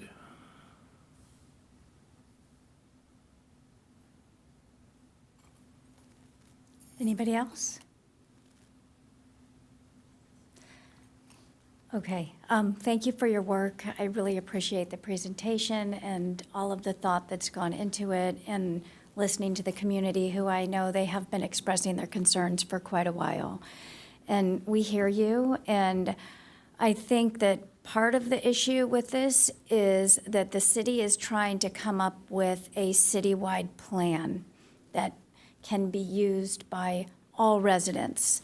And I think that one of the issues is there are different situations all around our community. For example, when you have an apartment building where the permit costs more than what it costs to get the permit for parking in your apartment costs more than the permit for parking on the street. I think that's a huge issue. If we could make those two things exactly the same price, then that would alleviate the people flowing into these neighborhoods. So if there is a way to word it, and I loved your diagram of showing the flow structure for payment and allowing for the low income price, which I think is so important in our community. And I really appreciate how the city included, more streets in the apartment building in the permit process. I think that is important, but I think we also have to make it so that it is the same price to park on the street as it is in the corresponding apartment. Now, the problem with that is it's always going to be changing, and each neighborhood and apartment is different. It's also my clear understanding that the city cannot meet with the apartment owner and make demands. Even on all of our new housing element buildings, I've been to many planning commission meetings, and I know that planning commissioners they want to help you. I know so does city council, but hands are tied. They can't require more parking. They are following the word of the law, and they can't, the city does not have control over that. What we do have control over is the price of parking. So that I think would really alleviate a lot of the problems in this neighborhood and maybe some others. Because where I see the sticking point is, I definitely agree, the quality of life is important for everybody. Nobody wants to go out and find trash in front of their house, or any of the other unsightly things. But I also am concerned that, how do we define quality of life equally around town? Again, there's going to be different definitions. Number two, different coastal communities have different regulations. When we look right along Vulcan, we have all of these issues along Vulcan, and we have more development coming along Vulcan and La Costa Avenue than I think many other areas of the city. And all along Vulcan, we have the exact same issues happening. We have cars parked there, we have landscape trucks, we have work trucks, we have plumbing trucks. Everybody parks because they live in those apartments, and that is their parking, which, yes, please park there, right? That's your parking. But I am concerned that I don't know how we make one size fits all, because Coastal Commission will not let you limit parking, I don't think, for quality of life. So Coastal Commission is very up in the city's business about not only parking, but limiting parking access because they consider Vulcan a route to the beach. So these are just my concerns, and I don't know how to address it, and thank goodness you're here to address that. But I just don't know how we can put a quality of life clause in there, but I think another angle would be to get the result we need by making the permit cost the same as the permit in those apartments. So I'm hoping that's an angle you could take. I also do like the 80% threshold that you have for parking because I think that that would work equitable across town. Again, I don't think that Coastal Commission would let you put in parking zones if there was enough parking, right? I just don't see that that would be something that would be allowed. And I do like the definitions. Thank you all for bringing that up. I agree we need more clarity around that. And I just appreciate the communication. I think that there's been, I think you have been listening and working towards it. So what are your thoughts on how you could maybe change the permit fee structure to, you know, and improve the situation in different situations? Do you think that's a possibility, or? It's a possibility. There's, you know, one of the options then, if you want to make it comparable to what the resort is, or to what they're paying, then that means that the residents would be paying more, which would be an option, right? And I don't know if that's palpable for the community to be paying the same as what is offered for off-street, you know, for the resort, right? The inverse of that is to try to get the resort to reduce their fees, right? But as you said, it's hard for a city to even get involved in something like that, right? And so we totally understand that. What I'll tell you is, let me sort of go back to the drawing board on that part with the resort and other off-street, or not off-street, but multifamily residences, and then we can see if we can come to some sort of solution that you guys would like better on paper than what's on right now. Yeah, I will say I'm always worried about being exclusionary and them versus us and, you know, this community versus this community. I think we have to be inclusive, and I really appreciate that wording in the plan you've come up with. But I mean, you brought up Fox Point Farms. I mean, you know, that I would think that those neighborhoods around there would maybe want something, and maybe they would be okay. I don't know what Fox Point is charging to park there, but I mean, and this community can go back and ask their community what they think about that, you know, and I'm sure they'll give you their feedback. But I'm wondering what the residents around Fox Point Farm would think too, if that would be, you know, something they would be willing to do to reduce it, you know, all those neighborhoods around there. So, okay, thank Yep, you. noted. Anybody else? Yeah. Just one more question, and I just want to say I thought the document was very thorough. With regard to capacity, does that, I didn't see anything in there, and maybe I missed it. But, you know, I guess I'm just wondering, you know, okay, we issue all of these permits for people to park on the street. I'm just going to throw out some numbers. We issue 200 permits for people to park in a particular area, but the capacity is only 50 cars or 80 cars. Do we have a handle at all on like what the capacity is versus how many permits we potentially would issue? That's a good point. I think moving forward with the city, they should determine a level of capacity where generally be a first come, first served basis, and then once they hit that threshold, then no more permits could be offered for that segment or for that zone. Because to your point, right, if you're offering 4 permits per household and it's a zone that's maybe on the smaller side of the threshold of 1,500 feet, you could potentially go over that in terms of how many permits you offer versus how much is actually available and how many people can actually park on the street.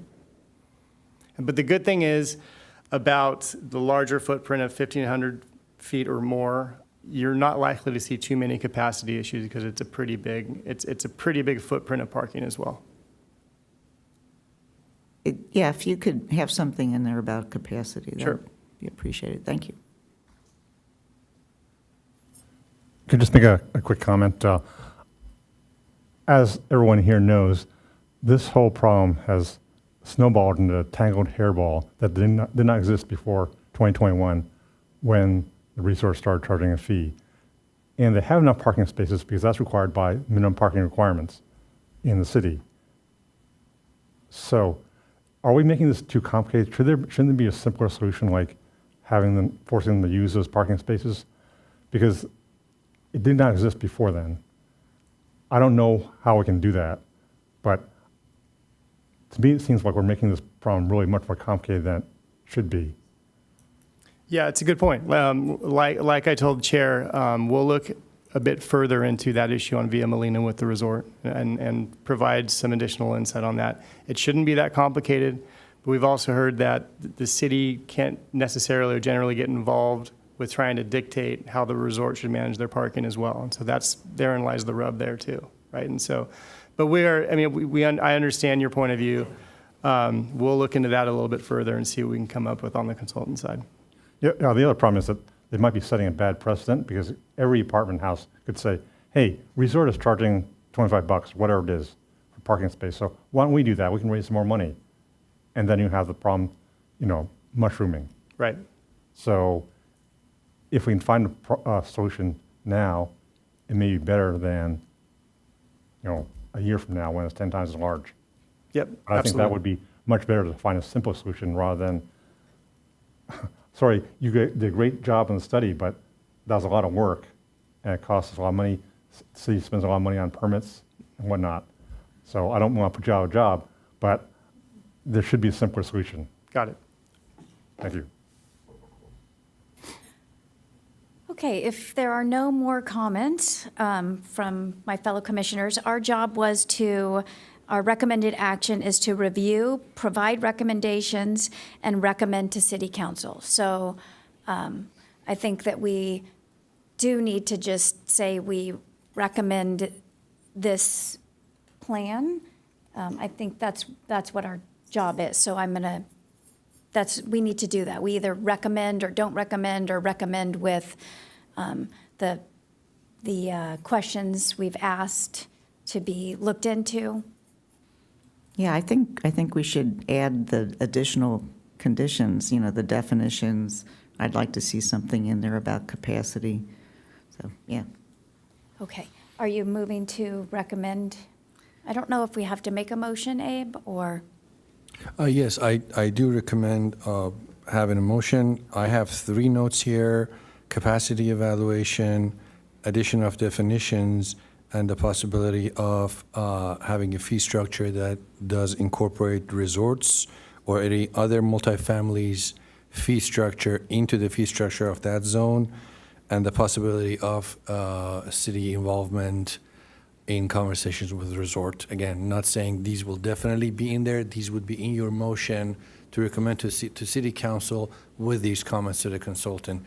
They will see about incorporating or not incorporating these into the draft. They're still allowed to because they're under contract with the city.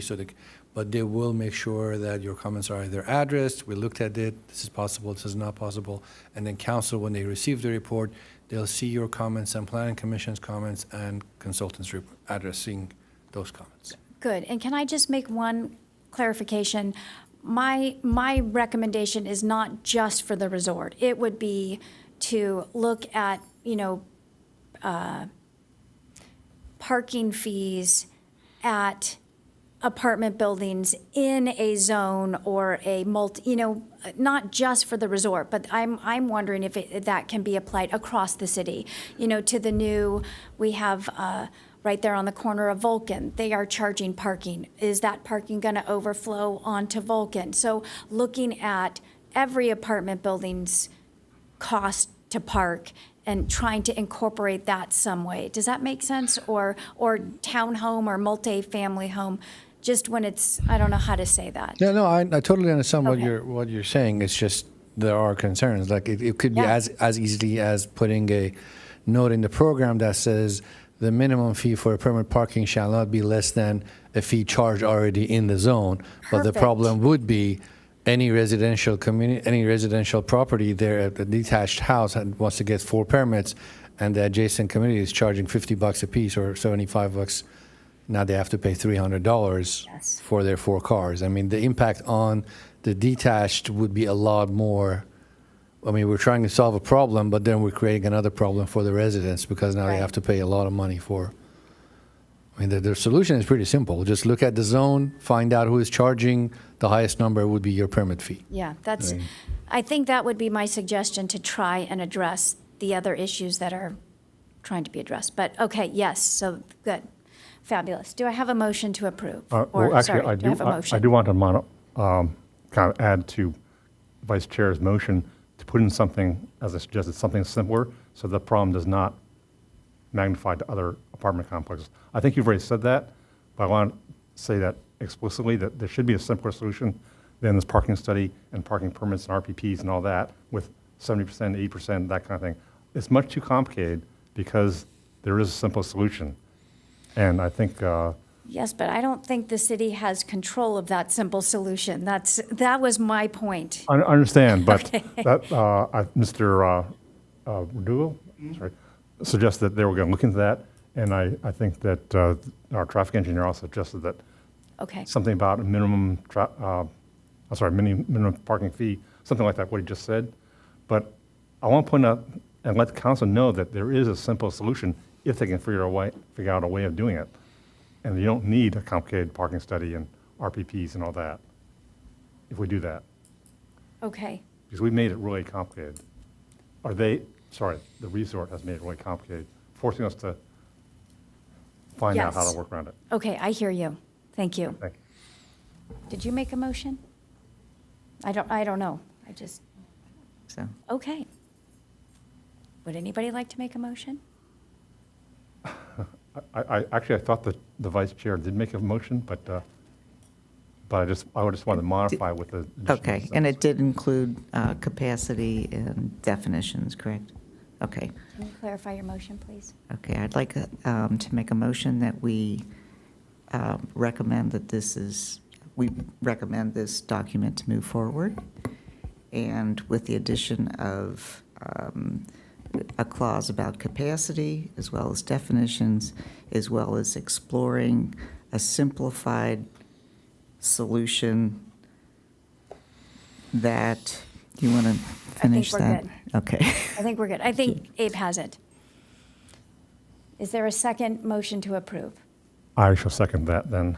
Okay. With modification. Thank you. Can we have a vote, Amanda?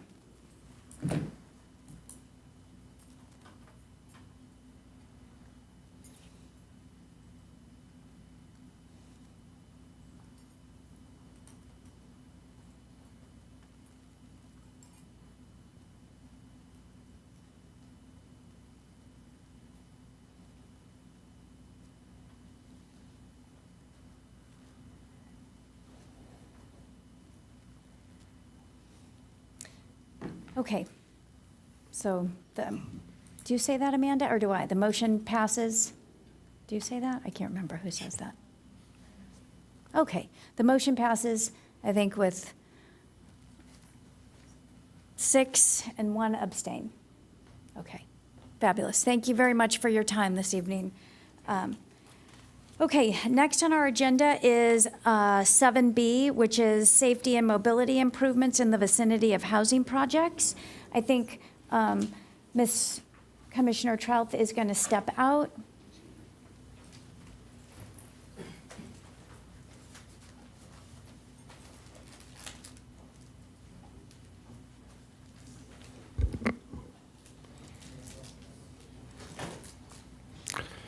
Commissioner Trouth is going to step out because she is part of RIC Engineering, and they are the engineers that have approved these.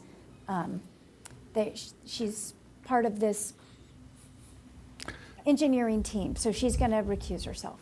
Thank you. So this 7B, this is a continued item. So I'm not sure we need another presentation. Do you think we need? I don't think so. No, I just opened it in case there's a question from Thank the you. commissioners. So if a few of you weren't here last time, but the instructions to us were to look at this and look at these designs and provide design input, not input on the actual sites, but just, was there any questions or comments we had on the actual mobility designs? So my fellow commissioners, did you all have a chance? Does anybody have a question about the design?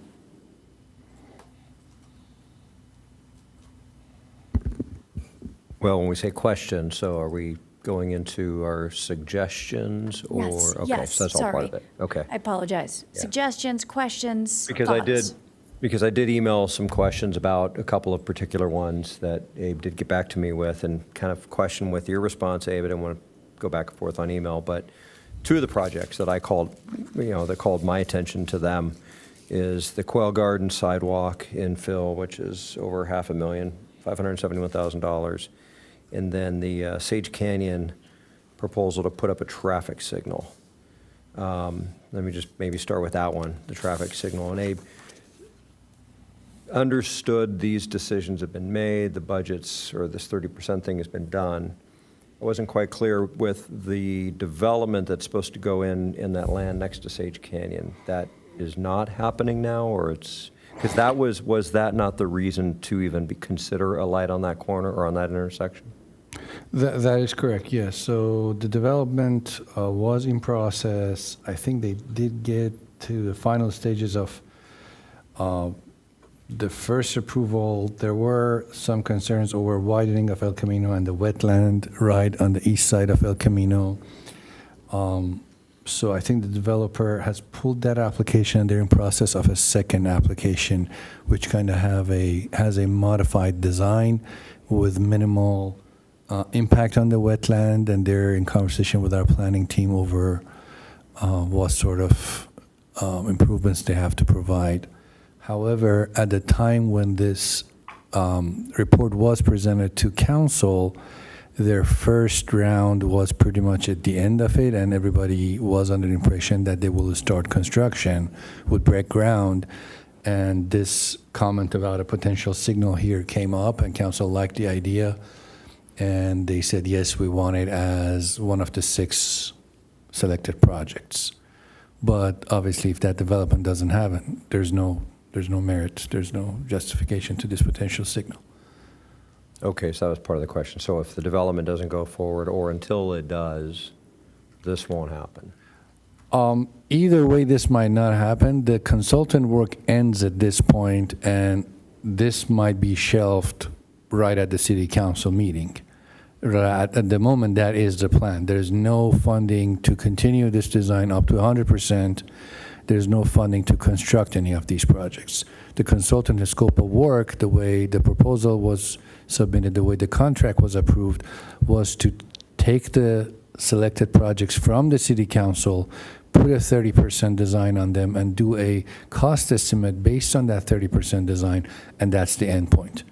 If council wants to pursue any further, the new direction is needed, new funding is needed for continuation of design.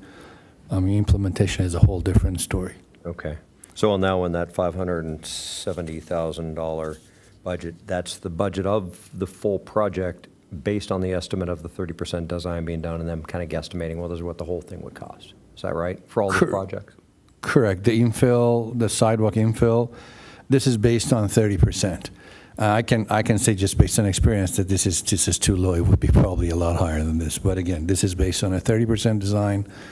The level of engineering that has gone into this is not to the level that would give a very, very accurate number. But this is to give an idea to the city council, if they wanted to pursue this, what are they looking at? Right. That's funny that, okay. Oh, yeah, no, that's right. Okay, I'm sorry, the traffic light was $945,000. Correct. That was even more. That is the infill. Okay, so on that one then, so that's fine. I got it with that light. That makes sense, because obviously there's no suggestions. I can't say what colors I would like the street lights to be or anything, so that'll all shake itself out. On the Quail Gardens one, kind of like my communication was, just design touches or things like just the element of Quail Gardens, right? Seems to me they're going to be the ones that will benefit from this the most in terms of people being able to walk now on their side and possibly access their facility. And/or if that even increases parking on the street, people going there and now doing that to walk in, that ideally, that should just purely to the point of the cost of the project, right? Because the tree removal and the retaining wall and all that, to at least reassess that design because of that impact and that cost, to say it's got to, one of two things. The sidewalk has got to be on the Quail Gardens property to avoid that kind of expense, or sidewalks or crosswalks, because there is a sidewalk on the other side, on the east side of Quail Gardens, that seems to work just fine. And if the sidewalk on that other side is purely along the Quail Gardens section, doesn't seem like it'd be too much to have a crosswalk at the ends of it, to have people cross and use the sidewalk on the other side and avoid this whole thing entirely. But I understand that was, the request was stylistic, so I'll leave it at that. I do know there have been conversations between the consultant and our team and the Botanic Garden to see, and the cross-section that you can see was provided kind of shows that the walkway will be constructed in some areas, at least within the Botanic Garden. But again, a lot of other things still to happen for this to come to fruition. Absolutely, yeah. Okay, thank you. I just wanted to jump on that one. Can you go down and look at the plan? I have concerns also about why we would do this in the first place. However, looking at the design, I think there's a cross-section of the map going through. And when I just was looking at it, the path seemed to change from DG to concrete halfway through. And it was on the design map. I don't know where that one is. Not on this, it was. On the actual report, Yes, on the actual report, sorry. I just was wondering, what was the point of changing, because the path coming up, I think, was DG, and then once it was in Quail Gardens, it flipped to concrete. And I know concrete is so much more expensive, and, it's not as great for walking on for pedestrians. I mean, I guess it's a little more, if you're running or on concrete, it has more impact. So I was just wondering, what was the design, why is it half DG, half concrete, was my question. I have to look at the design, but my guess would be our standard practice obviously is by the street, by curb and gutter, we usually have a concrete sidewalk, and the areas that are like off the right of way when there is an easement, if we're going to the Botanic Garden, that's where we have the DG path. I think it was the other way around. It actually looked like it was DG closer to the street, and then like when you got up onto the retaining wall, it turned into concrete. So I gotta look at it. I guess that was my question, was why were the materials changing? I didn't know if there was a need, but I thought that would also save some money because concrete is so expensive. So that was. I'll send you a response on that. Okay, thank you. And then, sorry, I didn't mean to jump in. I just wanted to tag on this one since this one was up. Any other commissioners have questions about Quail Gardens? Okay. Any other? Yes. Okay, you go. Okay. First of all, the DG question, when Encinitas Ranch went in, their decision was to make the sidewalks on Quail Gardens Drive DG. So this is just consistent with that. Well, yes, but half of the trail, you can't see it on this map, but it was on the other one on the report that was linked. It goes from being DG and changes to concrete. So my question was why? Why don't we just keep it all consistent? I don't know why. Yeah. But if that project does proceed, obviously the sidewalk will have to go through Quail Gardens. Yes. Because removing all of those eucalyptus trees and putting in a retaining wall along there is going to be expensive and ugly. I agree. And there already is a sidewalk right across the street. Yes. So, seems moot. So you're going to get a route through Quail Gardens with some kind of fence between the sidewalk and the Botanic Garden. Right, good. Okay, thank you. Yes. And whether it's concrete or DG, which I would prefer.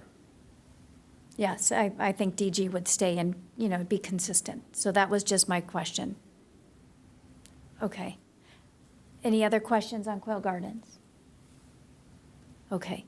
Any other input on any of the other designs? Okay.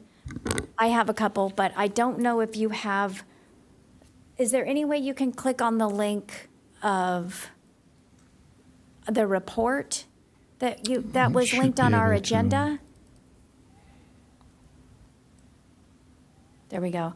If you go to the maps on Vulcan, I just had a few questions where the path at Vulcan and La Costa calls out, yeah, I think, and I can't remember what order it is. Maybe that's it. No.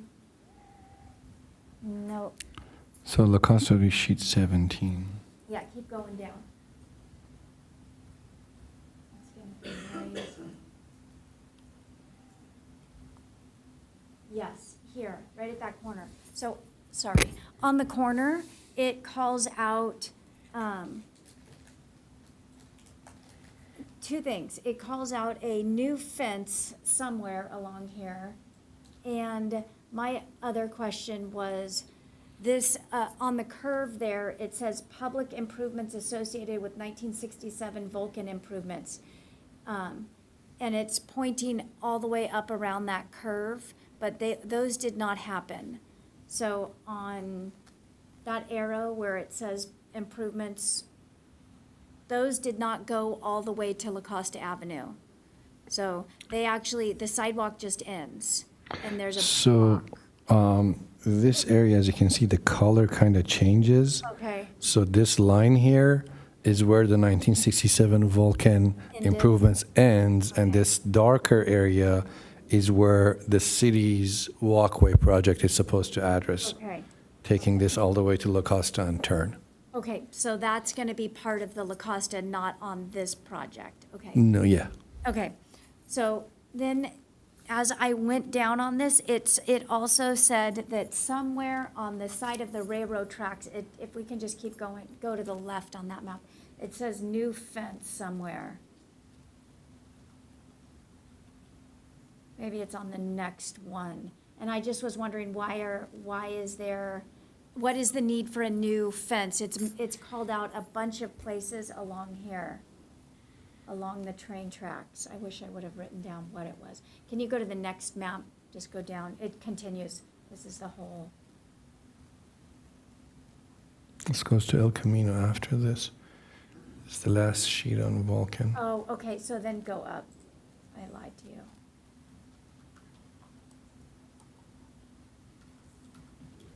There it is. Do you see how Oh. it calls out a new fence? So that happens over and over again, and we already have a fence along there. So my question was, what is this new fence that's coming in with this design? I just didn't understand that because we already have a fence. That was one of my questions there. And then my other question was, as we look at this path, as it hits Lucadia Boulevard, the transition, sorry, I'll let you write that down.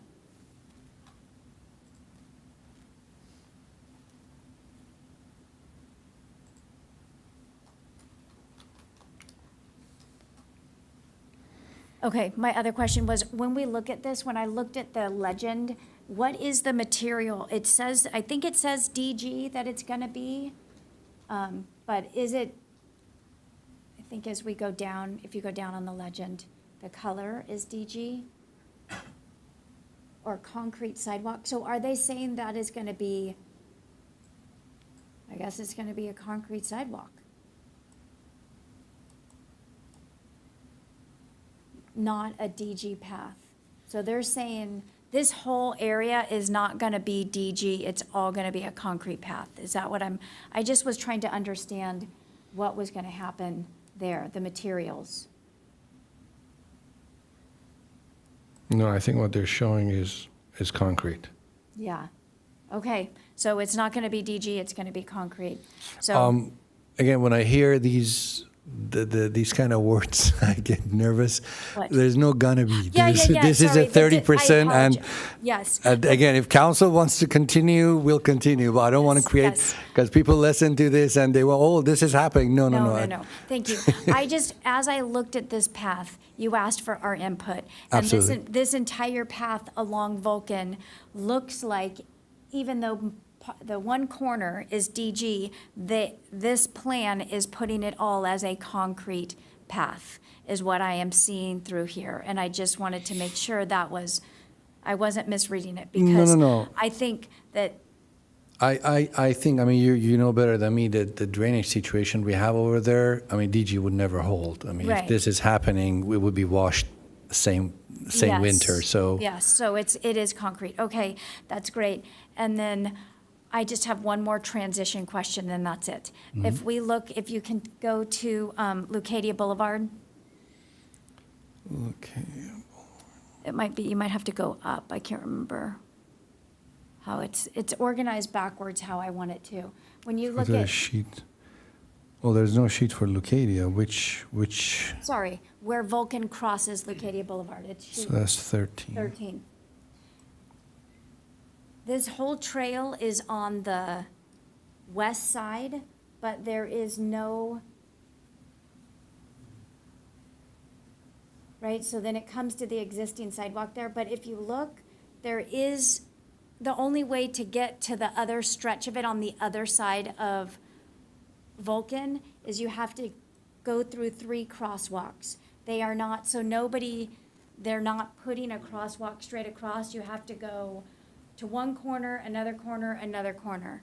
So my design, I would either say, can we not just get a crosswalk straight across? Or could you put a scramble crosswalk in, or I don't know. I know that intersection is just such a disaster anyway, but I just was concerned that we're doing the whole design is for along that side, and that issue wasn't addressed. So that was my last comment on design.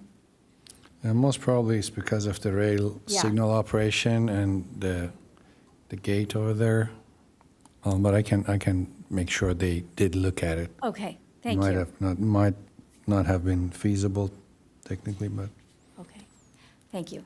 That was my last one. Any other commissioners have questions or comments about the plans? No. Okay. I forgot to ask, did we have any community input? We have one speaker, yes. I'm sorry. We have Ellen Byrne. Actually, I had some questions. All of those site maps, whatever, there's always a big disclaimer at the bottom put in saying that this does not include anything for right-of-way acquisition, which I went back and tried, you must have a bigger computer screen than I do, looking for where all the right-of-ways would have to encroach upon or acquired, and I couldn't quite figure it all out. So my question would be, how many of these projects, potential projects, actually have the requirement for right-of-way encroachment or acquisition, and who would we be acquiring or MOUing from? Because there's a big difference dealing with the county, the state, Caltrans, NCTD, or a private commercial entity. And that kind of acquisition, other than the lawyers and the accountants and all, and surveyors and all that expense, there could be actual buying the land expense, which I think we would want to know, or the city would, the council would want to know, which sites could be costing them a whole bundle and a lot of time's money. That was my question. Thank you. Thank you for your comment.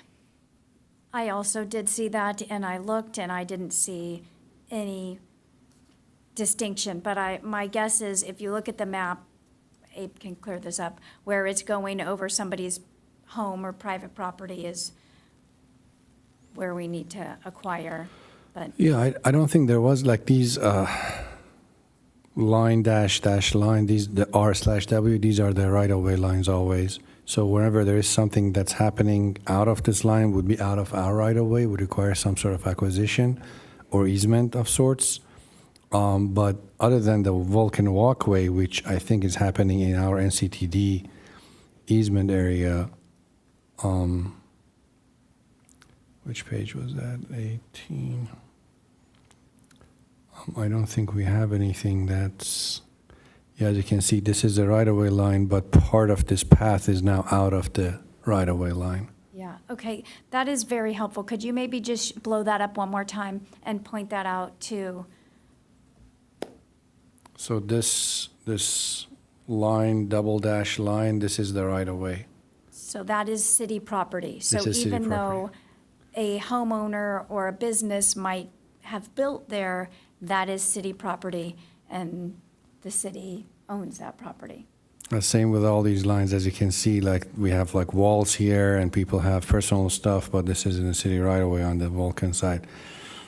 Like all these parking spaces, I mean, looks like these parking spaces they belong to this residential property, but these are anybody's parking, like anybody can technically park at these spaces, as much as a conflict between the property owner and that person this might be, but these are all, I mean, you can clearly see how deep the easterly line. Yes, I think it is the same like that on La Costa Avenue as A well. lot of right? our roads, a lot of our Yes. roads. Yeah, the old county ones. Okay, thank you. That actually does help clarify, so now we do know what is city property and what isn't when we look at those maps. I appreciate it. Okay, any other commissioners? Okay, let's grab, we can move on to our next agenda item, and we need to grab Ms. Commissioner Trouth. She's out in the hallway. Chair, we do need a similar motion on this one. Oh, sorry. I apologize. I forgot. That was our job. So, I guess we move to approve these designs with, if you could also include our comments to council. I'm going to make this motion. So I move to approve and along with our comments to council. Do I have a second? Second. All in favor? Aye. Aye. Okay. We don't have to push the buttons, I guess, unless you want to, Amanda. That's fine. I'm going to go ahead and do. Or we can, if you want to. Okay, let's go ahead. Sorry. I got off because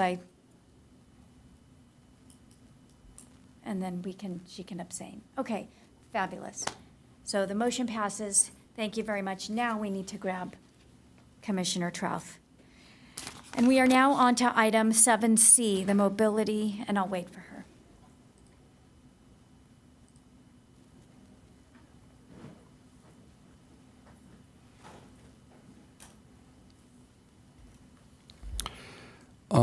Yes, Chair, thank you. Thank you for our Commissioner Wong for Yes, so preparing this document. So if you recall, we had 2 rounds of staff proposed work plans, and commission initiated work plan items to review tonight. Commissioner Wong put together, I don't know if you, Commissioner, you want to present it yourself, or you just want to go over it and then start actually doing the work plan tonight, whichever way you feel like. Sure, I'll say a few words about it, Okay. and then you can finish up, since a lot of the work is yours, and the work will be yours too, Sure. to fill it in. So this is an introduction to everyone else that, as you remember back in June, then one of our agenda items was to work on a work plan, because every other commission has a work plan. We do have a follow-up log, which kind of serves as a internal work plan, but a work plan is really a more public document that we can use, for instance, for guidance for the next year or future work that we'll be doing. So we'll use it every month, refer to what we need to be doing. The council will refer to it perhaps yearly to see what we're doing. It's a quick snapshot, and the public has a good idea of what we're doing too when we want to say what we're doing. It should be like just a few pages, a quick, easy map. So back in June, then, we formed a subcommittee with myself and Commissioner Johnson, and I think Commissioner Johnson got busy during July, so I ended up doing this myself. So you can blame me for anything in here. I'm responsible for it. So I crafted the thing based on starting with two other commissions' work plans, the Parks and Rec plan and the Environmental Commission one. I worked on the Environmental Commission one, so I was familiar with it, and so I borrowed a lot of details from that one. So like that one, there are two parts to this work plan. One is focus areas, or general topic areas that we work on, and those are the ones you see 1 through 7. Some of those were topics that I think were in Abe's original report in June, and then I added a few, such as number 5, which I think is kind of important because it obeys the council's mobility plans, as you can see. Also, one that you may not be too familiar with, C025, the Council of Environmental Policy, which has a section on traffic, and I think it's best if we, not best, but it is sort of our responsibility to advise council on topics that might be pertaining to traffic and in their environmental policy. So I suggest that maybe you should look at C025. There's a reference in the footnote to it. I think I also added future task evaluation. I'm not sure which ones Abe had, but most of the work is done by Abe. Then the second part is the actual tasks that we'll be taking on, and this is just a sample. It's not an actual work plan. That's what we'll be working on later on. But this is a proposed structure for the work plan. So it's like I'm proposing we build this building, but I'm not saying what's in it, and that's going to be up to us to do. Us to working with Abe on that. So these, as samples, I just took a few samples from Abe's follow-up log and just put them there, and then added some things in status just to show how it should work. So there are statuses like blah, blah, blah, and some status update. And then I want to show that in red, we show new status items. So this is just an illustration of how it works. So it's the structure of the building, it's not what's in the building. And so that's what I'm hoping we can do now or in future meetings, is decide on how to fill this in.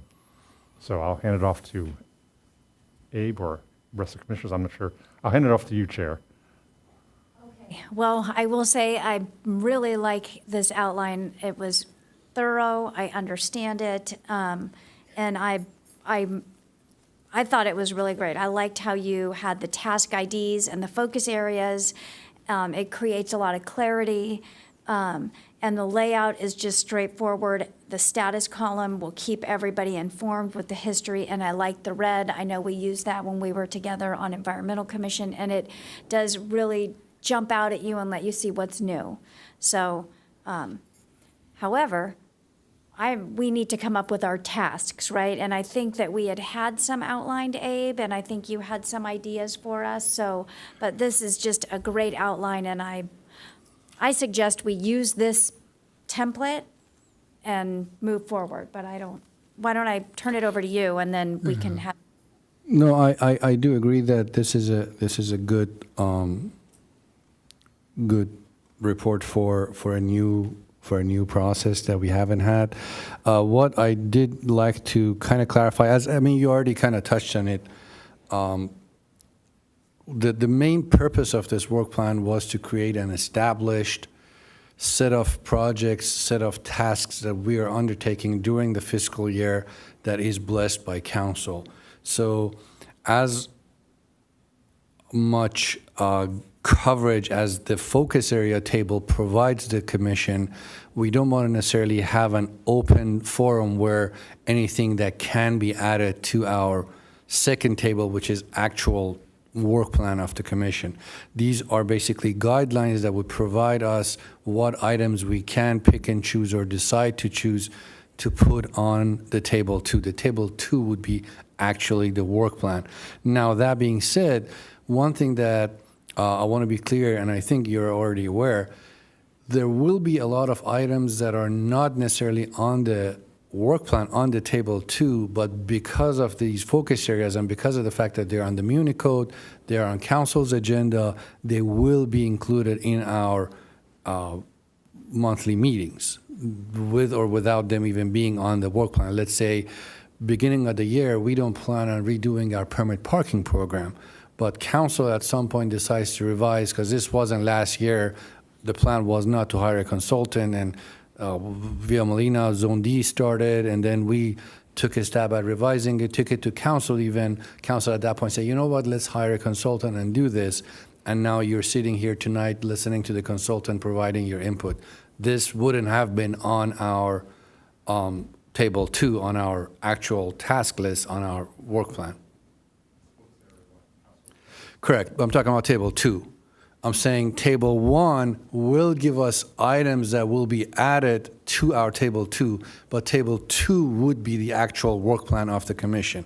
We will not have new items added to the work plan that's approved and blessed by the council. We will not add items to table 2 during the year, unless there is something that is driven directly by the city council or by the Muni Code. If a new signal is happening in the city, it says commission has to review it. If there's a new stop sign happening, we don't necessarily need to plan for that stop sign ahead of time on our table 2, on the actual work plan. But if a stop sign is happening, if council tells us, hey, can you go review Crest and Santa Fe stop sign? We will do it, but before taking it to council, we'll bring it to commission for review and commission's recommendation. So that item will be added to table 2. What I want to clarify is that table 1 will not create flexibility to have a fluid table 2. Table 2 will be what we will take to council. We'll take the whole thing, obviously, but what we take to council, we'll say, council, these are the 8 projects, these are the 6 projects, these are the 10 projects that commission will be working on this fiscal year. And that would be our work plan. Now, if something happens along the way that council adds something to this work plan, obviously we'll take it on. If there is something that the Muni Code says commission has to review, if it happens, a new speed limit happens, that doesn't need to be in the table 2, but it's in the purview of commission based on table 1. So table 1 provides some flexibility, but we want council to bless whatever new we want to do to the city. That's the table 2 that we want to send to council and say, council, commission wants to work on these. We talked about it before, the red light cameras, the bike detections in the city, new type of signing, new type of striping. These kind of things is what we need to have in that table 2, so we know the council has the appetite for commission and the staff is spending time on these things, if that's clear. Yeah, right. I'm assuming this is kind of a augmented follow-up log, and we can, just like in the past, we added items to the follow-up log through a motion, and then we voted on it, and then you could add it. And I imagine that our table 2, we could work in the same way, except it has more detail in it. So Not really. So the idea that this work plan is supposed to exist is the staff time and the funding and the complications with regards to effort and funds in the city be driven in different directions without council direction. So that's the idea. That's why we talked about having these meetings. It can't happen 2 times a year, but we want to make sure if an idea like a red light camera system or if a bike loop detection system comes up at the commission, before it becomes a task on the commission's work plan, it is blessed by council. okay, so that's something I did not cover, is how items get added. I guess you're suggesting that we have some work plan meeting where we decide what we want to put on a work plan, and then present to council, and then they stamp it okay? That was all along the plan. Then I started in June to kind of do it before the fiscal year starts. We're a few months behind, obviously, but still not, it's the first one, so next year we'll do a lot better. These 3-4 months that we were working on it 3-4 months now, so, I mean, we missed the fiscal year beginning, but, I mean, it's not, as I mentioned last month, like, we never had it. I mean, it's not end of the world. But the idea is, if we go to council in 6 months and say, council, this was on our work plan on our table 2 for this year's tasks. We evaluated, this is our research, this is our study for implementing a red light camera system in the city. Council will say, whoa, where did this come from? Who told you to? Like, what is this? Sure. Okay, but there is provision for pop-up requests from council directly.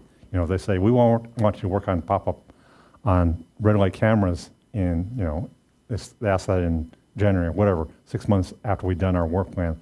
There is provision for doing that. They will always have, because they control the funding. Yes. Okay. Like, we don't want to spend time on something and then find out that there's no appetite for that.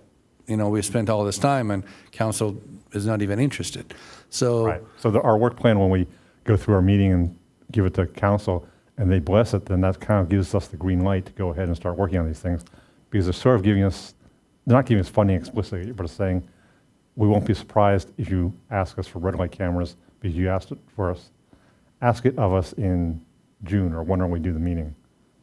Whenever we present the work plan. And the work plan, most commissions do the work plan sometime during the summer or early fall, right? So if we present it to council in, say, September, and then they bless it, then we can work on it for next year, sometime next year. yeah, again, the timing of it, it doesn't necessarily need to be, it's better to be fiscal year because of obviously the fiscal constraints of different projects. But the fact that many of the stuff that we do not become actual construction projects before a lot of other stuff has happened. So it doesn't need to follow the exact timeline. But the idea is still there that out of these focus areas, we generate a table 2 that's our actual work plan. The generation of the table 2 is very fluid. We can have brainstorming sessions. We can follow what we have been doing, the stuff that we know will happen next year. Those can be, we already had on the previous report, which I can create a draft and send to commissioners. You can add to it. I can even send it to you before the next, it doesn't need to become an agenda. I can send it to you next week, and then during the month, commissioners add their items that they feel interested in, the topics they're interested in, similar to what we did the last 2-3 months. They get into the table 2, we kind of tweak table 2 next month, and we say, okay, out of these 20, 30 lines that were collectively added to table 2, we want to keep this line, we want to remove this line, and this final table 2, which includes 11 items, Abe, we want this to be taken to the city council. And then that night, you can even attend the council meeting, and we can present it to council. Say, council, this is what commissioners want as their work plan. Obviously, as I said, there will be other items that already our Munico talks about, speed limits in the city, stop signs in the city, signals, our annual pavement rehab striping that we review. There are items that I can add into the work plan that are pretty much will be fixed every year. Like the first 10 lines of the table 2 can be pretty copy-paste every year because safe routes to school restriping projects. But the other 10 lines, the other 15 lines could be new every year, and then council will. And the way I had formatted mine was like the annual, like ongoing stuff and then the new stuff. But in the table 2, we can have 2 separate sets, like projects that will happen every year and projects that are new this year to the work plan, that kind of thing. Okay, thanks for that clarification. I think I'm totally agreeing with you. So as you mentioned, in table 2, I had one item, 21B, I just said continuing. That's basically just updates on the cycle track in this case. But I think that's what you're talking about, is there will be some things that will always be on our agenda. Yeah, we can keep our log if it's like an information item. I guess the break point would be, is it a new task? Is it a new, like we can every month talk about what's new with our Vulcan walkway. Like, is there anything IG around about those kind of updates? Can we have an update on mobility element update at the city? We will be starting our public roads standards pretty soon, and Commission will obviously be involved. So those kind of conversations we'll have, and they're already happening. But if it's a new task that might require new staff time dedicated to it, new funding dedicated to it, that's where we would want council to bless that new task or new. I agree with you. So yeah, if commission is okay, I can put some items in this and send it to every one of the commissioners to save time for next meeting. Each one of you can add their projects, whatever they can think of, and I'll merge them all together, maybe put a name by it, and then next month we'll go over the table. Basically, table 2, table 1 will pretty much remain the same, and then we'll decide what we want our final work plan be off of the table 2, which will go into council after. I like this plan. I think that this sounds great. Any other commissioners have any input?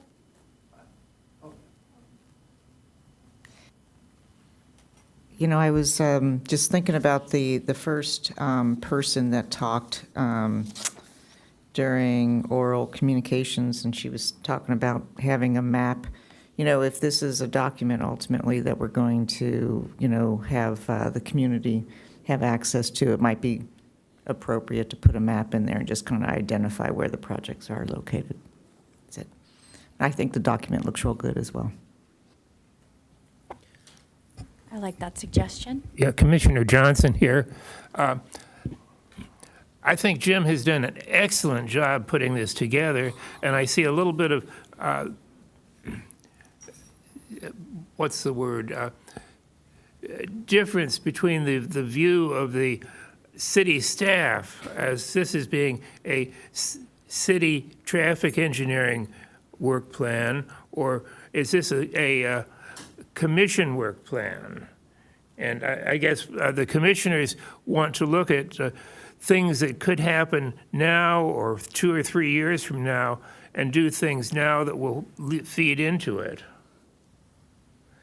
I don't know how to put that in any better form. I'm not sure I do either, but I like what you're saying, and it is an interesting combination between us and city staff. So we'll have to work through that and see how we can make it mesh together.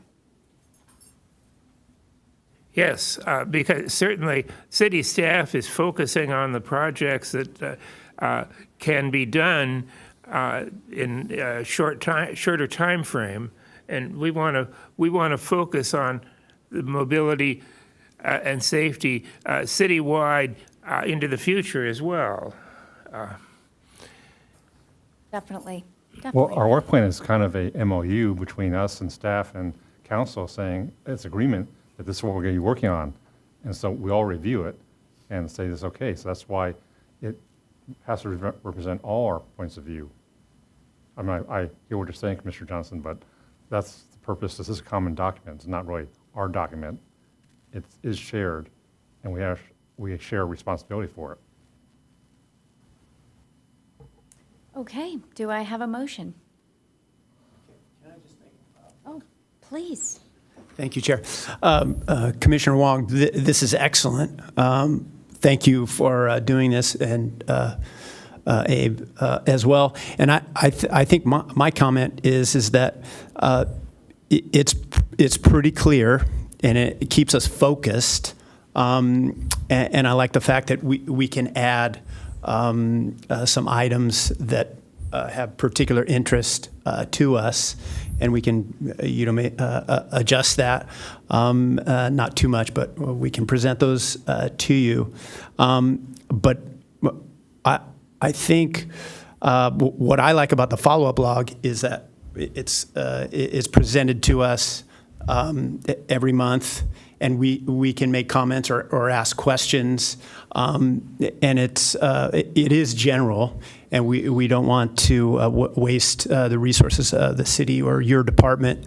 But I would caution a little bit that it doesn't eliminate those items that might come up. It doesn't sound like either from council or from the public, and we still have a little bit of flexibility, and it's not 100% rigid on the work plan that we decide on. That would be my only one caution. Yeah, no, to be totally honest, I don't really see this being very restrictive, short of, because we respond to our residents with no commission position all the time. If somebody says, hey, can you evaluate this intersection for a stop sign? We don't say, hey, go get council blessing for this. So if commissioners ask for like everyday tasks that we do or questions about projects that's going on or any kind of a everyday activity, there's no problem with that. Will be added to the follow-up log. Abe, can you check speeding on that road? But if it gets to a situation where, okay, we evaluated it, now there is a speeding, Abe, can you look for a traffic calming project there? that would be, okay, do I need, $80,000 to tackle, to add some sort of a chicane there, to add some sort of a speed bump there that would require council, it doesn't have a neighborhood blessing for it. No, proactively go put the cushions there. That kind of thing, that's where we would need that council blessing beforehand to dedicate, out of the total $300,000 annually that I have, commit funding for a specific project that doesn't have council blessing yet, that kind of thing. But again, there's no intent of like eliminating follow-up log not to answer your questions. That's definitely not the purpose. Yeah, Commissioner Steele, I mentioned I that appreciate other that. commissions, Thank you. they do have a standing item on their agendas to go over their work plan and review each item that has updates. If an item does not have an update, they don't really spend any time on it. But it kind of like the follow-up log, they go over it every month for updates, kind of like what we do in the follow-up log. I mean, I don't think we really need to go over both because they're sort of redundant. And like other commissions, we can just do the work plan and go over that.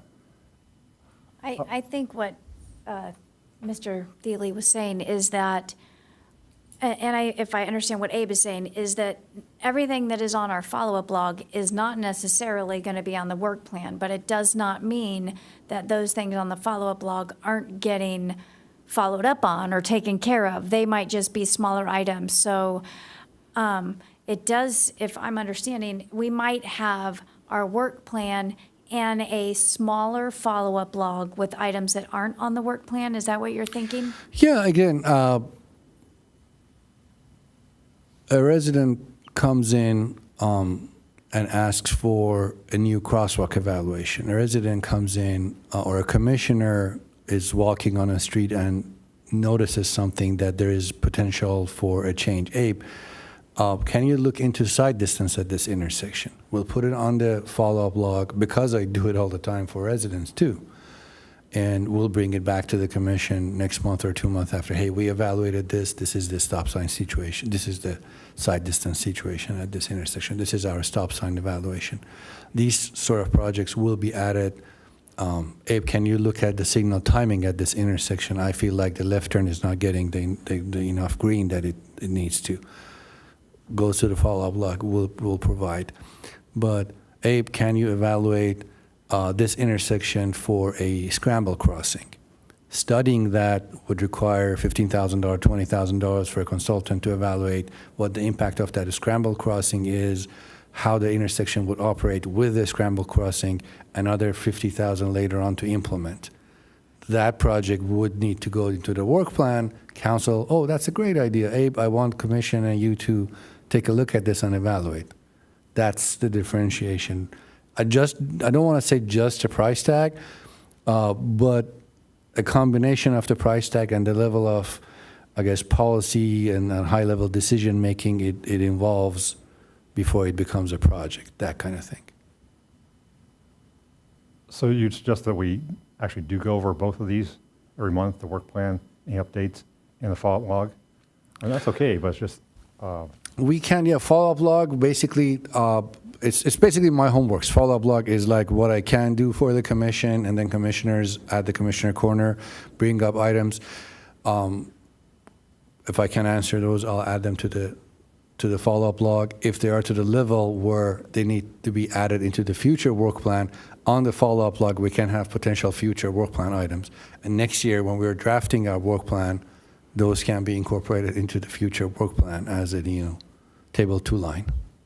Okay, fair enough. I guess the follow-up log is more like your laundry list or shopping list of what you have to do, and this work plan is more like stuff what we have to do and tell council this is what we're doing. Exactly, and like at the end of the year, we would evaluate our success based on our table 2, based on the stuff that we told council that these are the stuff we want to do, and how many of those items we actually tackled.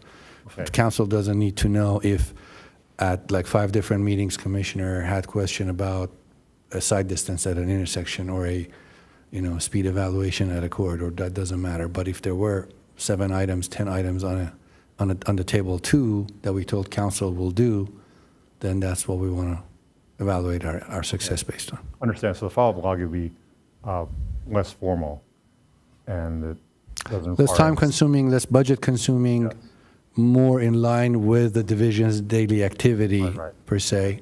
And there may be some need to promote things from the follow-up log into this, if it takes more work or costs more. Absolutely, yeah. Okay. Understand. Again, with you completely, just had to be clarified. Again, it's the first year. I mean, next year it would be if we're here. If. Okay, thank you for all that clarification. So, the recommended action actually at this point is, I don't know if all we're recommending is that we're going to move forward with this plan, and you're going to send us A starting point. a starting point, and we are going to work on it and send you our comments so that when we get here next time, everybody needs to be ready to sort through the items on the list and actually make a decision. Is what I'm feeling Abe is Hopefully. trying to say nicely. Okay. We're getting so- there. It's my teacher voice. Okay, We're that's getting- our plan. I have to ask the commission a question. Are we satisfied with Table 1, the focus areas, or do we want to discuss them at the next meeting? I'm satisfied with Table 1, but that's just me. There's 6 of you. Yeah. What does everybody else think? I mean, we can also discuss it then or we could make a decision tonight. What does everybody want to do? Discuss it then? I would think we want to hold that flexible, but come up with the next meeting with more or fewer items for Table 1 and then sign off on it. Or leave it maybe as it is, because it's quite good, but there's always, the next morning you wake up and you realize there's something new. Okay, so, did you have a comment? Oh, I don't want to relitigate this entire thing, but I think we're trying to do two things. What Abe is looking for is a work plan, like a vision for what we're going to do in the big projects that we want to go after, that ultimately council will bless, so that when we ultimately come up with things like automated enforcement, they're not like, well, where did this come from? We say, hey, that was in the work plan. You agreed that we'd work on automated enforcement. Now we've got a real plan for that. The follow-up log, this is what this is coded for, if I understand correctly, where we're going to code everything, is important and interesting, but I don't think that gets at what Abe's request is, which is like, we need to build a work plan that we're all going to agree to as like, these are the top priorities for us to work on for the next year. So I think we got to separate these two things out. This is a pretty cool way to code the follow-up log, which I think is what you're proposing, but the work plan is not this. I think you're a little confused. There's going to be two separate documents, the follow-up log and the work plan. The work plan is something that we present to council and they bless every year. Yes. The follow-up log is something, it's more, as I said before, it's kind of like Abe's list of things that he has to do. They tend to be smaller projects, but they can be more transient. Yep.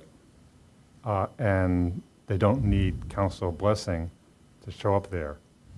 They don't necessarily have a budget. That's why he can put it on the list and they can be done and disappear off the list. Yep. So they're separate documents. Yep, totally. But you, like this table 2, you've put follow-up log items in this work plan. So that's This is just confusing. an example. Yeah, it's confusing though. Yeah. It's This a is work just an plan. example. I need something put in there, so I just But you took put some the lines work from plan, there. you put the follow-up log in there. So what did you want me to do? I'm just saying, that's where people are confused. This is not. I This said, about a this is work an plan. example. There's a section called example work plan. And the first sentence is, this is an example work plan. It does not say, this is the work plan I proposed. This is an example work plan. It is an example. It is not actual work plan items. It is an example. Yes. To your point, Commissioner, item like 21B, I can see your point where it's more in line with the follow-up log, but 22A, for example, the third line is exactly what I would like to see in our actual work plan, like the bike loop detection signage. That's an actual project. It takes on a lot of staff time evaluation. Now, luckily, we're doing it with the grant that we have, but this would be a actual work plan item. Red light cameras 23B would be an actual work plan item. Polycue study would be an actual work plan item. It involves evaluating the vicinity of the school, the streets, the operation, collecting data, turning movement counts, recording video, evaluating multiple days. Yep. So So some of these will be included in the work plan. Some of these I'm with you, maybe more of a work plan type item. But I think everybody is pretty much on the same page, no matter what this table reflects now.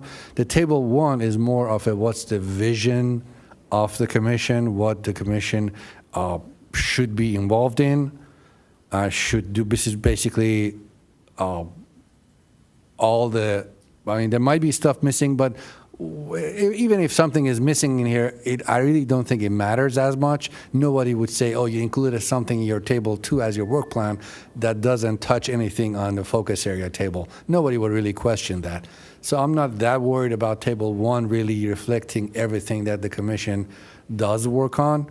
This, I think, has a global reach enough to cover whatever we want to put in the table 2. The table 2 is the more important one, where we show council, as Commissioner Gross mentioned, and as Commissioner Wong intended, to tell them these are the big ticket items, council, that we will be working on. Now, if during the meetings monthly, we'll have some items that comes up from the commissioners that, again, in line with my workload, we'll still continue tackling those and handling those. We'll include in the follow-up log, and we'll provide updates to the commission as we go. We'll provide the input. If at any point that evaluation of mine, similar to what we do, every month we receive a good 20, 30 requests from the residents. A lot of times those evaluations leads to a result that stops at the end, at the result point where it says, okay, we evaluated, there is an issue, but this issue can be resolved with a funded CIP project that doesn't exist. So that's the stopping point at that point. We will not pursue it any further. So this can happen here too. I get a comment from a commissioner, a question goes into a follow-up log. Hey, can you evaluate that intersection? I feel like there is an issue there. We evaluate, we find out, oh, we need to put a signal here. When it comes here as a follow-up log, it stops there. It would get into the next year's work plan item as a table 2. We'll tell council, we want to this year design a signal here and build a signal here. Are you blessing, are you sanctioning this study? Are we okay with, hiring a consultant, paying them $50,000 to review and study and design a signal here, and later on, are you willing to commit to $400,000 to build a signal? So a follow-up item can become a future year table 2 actual work plan item. Thank you for the clarification. I think hopefully most of us are understanding what we're going to do for our homework. Do we need to make a motion? Since this is an ongoing item and we'll come back again, I really don't think we need to. Okay. Yeah. As long as, I feel like all commissioners do like this starting document, so. Yes, I think so. Go ahead. I have a comment here. There's always a bit of a chasm between what the council thinks and what the staff thinks. And I guess the commissions are kind of caught in the middle of this. Who all went to that Encinitas Academy? This is one of the things that they covered, is how to coordinate activities and make the entire city more productive. Well, good. Hopefully, the rest of us can attend when it comes back up around next time. Just one last thing on this whole thing. My perception is table 1, just the title of it, maybe it's as simple as something like that, because it says work plan focus areas. I guess it is at a high level, it's focus areas. It's not specific work items, right? It's just kind of very broad categories of things that this commission will be seeing from the council. Whereas table 2 are actual specific projects. I think we just call those two things separately that, because I think part of this, what I'm hearing is confusion of they're interchangeable almost, or, I understand one comes out of the other, but, I look at the first one, table 1 is kind of like, that's why we're here. That's the kind of stuff we're going to be doing. Not specific things, but it's the realm of what it is. And then table 2 are just these specific projects that come down, right? Maybe to respect the copyright law, if Commissioner Wong is okay with it, maybe we take the focus area from a table and just convert it to some bullets not to create that confusion. There are two separate tables, keeping the content, but saying these bullets or like these would be the focus area of the commission, not to make them feel like this is. Isn't Table 1 I from just you, don't though? see much confusion, though, because there is no project under focus areas. Yeah, There's no but- tasks there. There's no dates there. It's just general focus areas. It's pretty different than Table 2. Whereas Table 2 has a task title, project title, a description of it, who's working on it, dates. No, I don't disagree. What I'm saying is like, So I don't see why imagine there's a next confusion, year. though. I don't see why there's confusion, though. That's what I'm saying. I mean, my director had the same confusion as Commissioner Duncan when we were talking earlier today. She saw the MTSC work plan title on top. Imagine this table I can see being repeated in every single year's work plan. Yes. If it's going to be repeated, then It's not going to change very often. yeah. So basically, this is not really in the work plan if it's going to be repeated every year. You know what I'm saying? That's an idea. I would leave it to the commission. It's not that important, really. Yeah, it is part of the work plan, though, because without this, you don't know what the work plan items, that in Table 2, there's an item saying focus areas. So this explains what those numbers in the focus area column means. Again, I personally don't think Table 1 is really that important. Table 2 is what's important. And as I said, nobody will really question us. Oh, this don't we need Table 1 thing, basically? Not we don't need, but I can see if the Table 1 removed, it wouldn't be a problem Yeah, either. I can see that argument holding, but it is, as I think someone else said, it's sort of our mission that this is what we're working on, and gives, when council asks us, well, what do you do? We just point to Table 1 and saying, this is kind of what we do in general. This is our mission. And then it's specific stuff we're doing is Table 2. Are you okay with, instead of calling it MTSC work plan focus area, just calling it MTSC focus area? Yes, yes. Okay. Not to at least Yes, create I'd this like confusion that. that this has something to do with the annual work Okay, plan? fair enough. I really do like having this outlined. I think it is important just to have, but it's like our overarching, so if we can just say focus areas for, MTSC focus, Yes, okay. MTSC focus areas, Table 1, I think that would be fabulous. enough. Yes, because I do really love the setup in the next table, how everything is tied, like how it's, whatever the item is, and it doesn't have to be equitable. Maybe we aren't doing anything in one of those focus areas, but it's kind of nice to see how, whatever it is, this is what we were focusing on. So maybe because we also had it like this in the Environmental Commission, I feel like I'm used to seeing something in this setup, but I like it. That's just my 2 cents. Okay. We've gone on Thank a you. long time on this one, which is good. Thank you for all your hard work. We've had to live with this for years, right? Presumably, so we should go over it well. Yes, it's good. I think it's good that we're discussing it with so much passion. It's fabulous. Okay, so are we all agreeing to just move to the next agenda item because we don't have to make a motion? Okay, we're going to continue this next time. Thank you, Abe. We'll be looking for your email. Okay, so next up, 8 is City Traffic Engineer Report. We have A is the Safety and Mobility Project updates. That's first.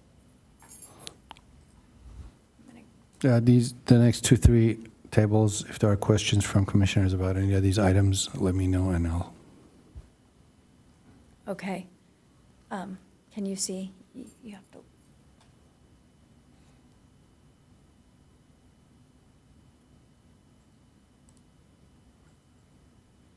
I have a small one, Abe. The lead pedestrian interval that was put in on Lucadia Boulevard at Coast Highway on the west side is, it's like really loose. So they put a new pedestrian interval on, but someone's going to tear it off. The push button, you mean? Yeah, the Oh, whole new no. framing, it's like in that new frame. Okay. It, Because the LPI has not yet been implemented, but. Oh, really? Yeah, no, this is the signal timing modification. Right. I thought it went in because it's like a new, Push there's a button, new ADA? sign basically that tells you how to push the button. So I figured LPI is in, but that's true. I guess it's not. Some of our push buttons, we had some requests for like ADA use that we had to modify and Okay. upgrade those. It's just really loose. Which corner? It's on the west side of Coast Highway when you're crossing to Lucadia Boulevard. So like by the restaurant, by the Mexican place? Yeah, it's Northwest? It's on the other, closer South? to that other north of the restaurant. No. It's the only one. It's the only place you can cross. But it's on the 101 side. Yeah. It's on the 101 side by the park. Yes, by the park, exactly. Okay. Where the park is. It's the northwest corner. Yep, northwest. I have a signal question. Any chance there was any information with Caltrans dealing with the signal at Lucadia Boulevard and Orpheus? Because I know that they were gonna try to put the lead pedestrian on there, and then they went in and it broke the signal, and then. Yeah, that's what they told us. They're waiting for a new controller of HERD. I can double check to see.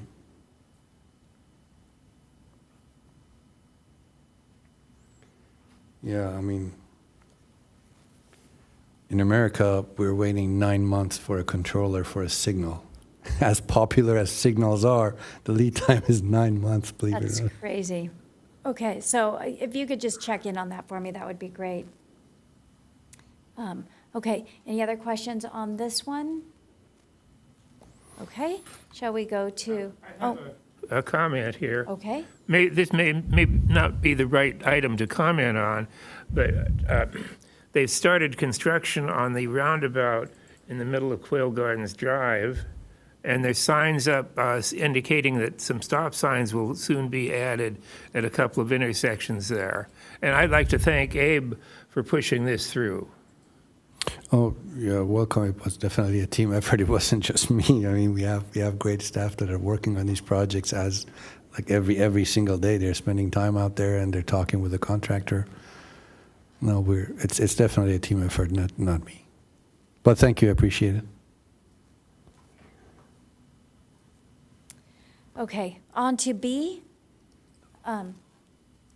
Is this the Mobility Commission follow-up log, right? Here we go. So I wanted to follow up on, I had a community member ask me, what is the timing for changing the signs and speed limit? I know that some places it's been done. Has it been done across the entire city, or are we just segging that in? All the residentials have been done, the 20 mile per hour ones, those are all have been done. The higher speed roads, because we're swapping the 20 mile per hour, they're all new signs. So we ordered them, I went out and installed.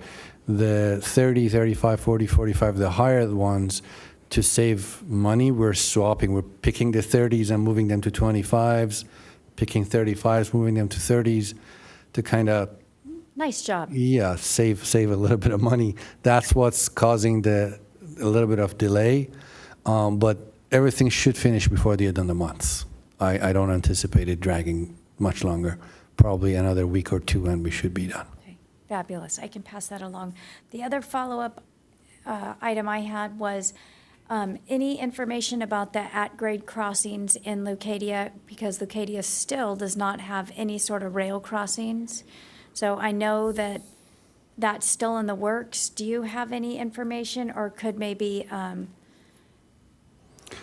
don't have information, but I can ask the project manager for some information. If there is enough updates for a presentation to commission, I'll ask him to good, provide that would be information. great. I would appreciate an update on that. I feel like it's been in the works for quite a while, and Lucadia does not know where they stand with that. Okay, thank you. That was my,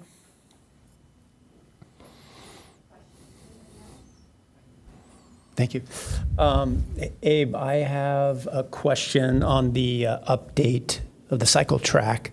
What are those? I see that the notes say in construction. What are the updates? Which line is that? It's 34.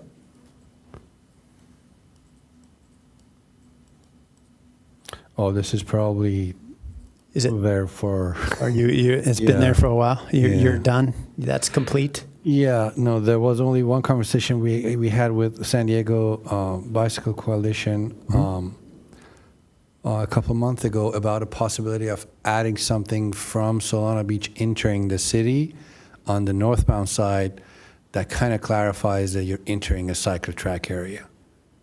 So that if somebody's in a bike lane in Solana Beach, they know they're entering a protected area. So if they want to get out into the Sharrow, or for any reason, if they might miss the bollard or the wheel stop there, this sign hopefully helps kind of warning them in advance that you should expect some sort of a physical barrier in the buffer area.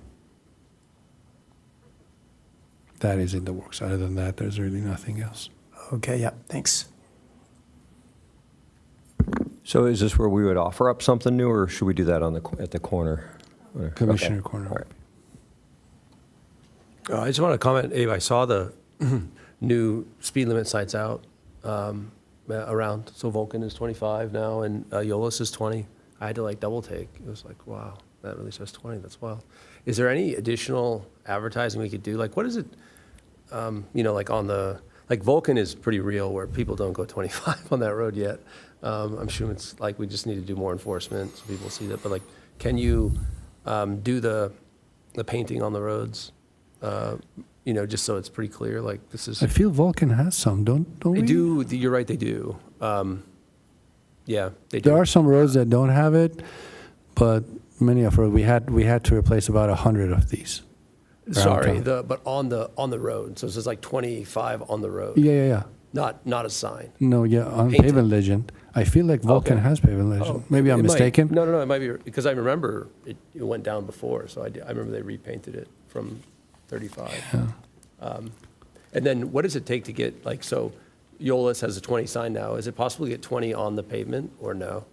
Is there rules on residential? They kind of lose their effectiveness if every single street has one of those. Yeah. I think we have an internal policy for implementation, but I can double check. Yeah, we usually tend to keep those as a last resort. Yep.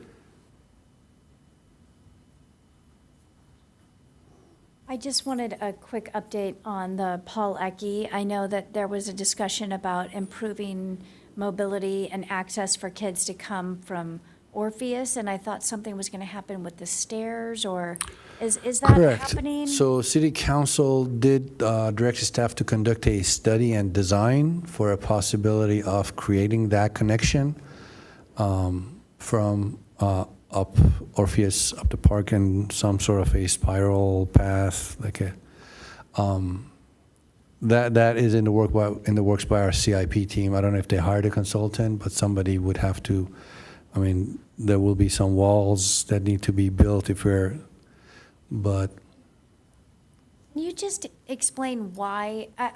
I guess I was confused as to, or I didn't understand why we need that, as opposed to just putting bike racks at the top and having kids walk down to Paul Eckie. What was the thought process behind that? Was it to make it ADU compliant, or was it for bicycles? What's the point of that? Because I mean, I guess the idea is that it's tough for a biker to kind of carry their bikes all the way up the stairs. okay, but couldn't we just put bike racks at the top of the stairs? I think the thing I saw was that there was some bike theft. So you're leaving your bike up in the park, and then you're walking all the way down to and Yeah. some bikes were stolen. Yeah, I guess I was thinking maybe instead of doing the whole path, they could, at the very last flight. At the put- bottom. It's a path until you hit the stairs. Couldn't they just Right. clear out and put a bunch of bike racks right there? I mean, the school is literally right there. Down the stairs. No, at the top of the stairs. Oh, well, they have the bike rack before the cement path starts, but that's where some bikes were stolen. Okay. So Well- it's kind of all shaded in there, so it's Yeah. not a lot of good visibility. Okay. I'm guessing, but Well, that would be a huge construction project, right, to do a whole, Yeah, I think the dedicated funding for design is about 80,000, I think. But the design will provide us the cost estimate for construction. That would be the time where council can decide if they want to pursue this or not. okay, good. I just was not sure the reasoning behind it, and it was just because bikes were getting stolen? That's just one thing. Okay. Maybe just a camera at the bike might be a little cheaper from the school, or, anyway, okay.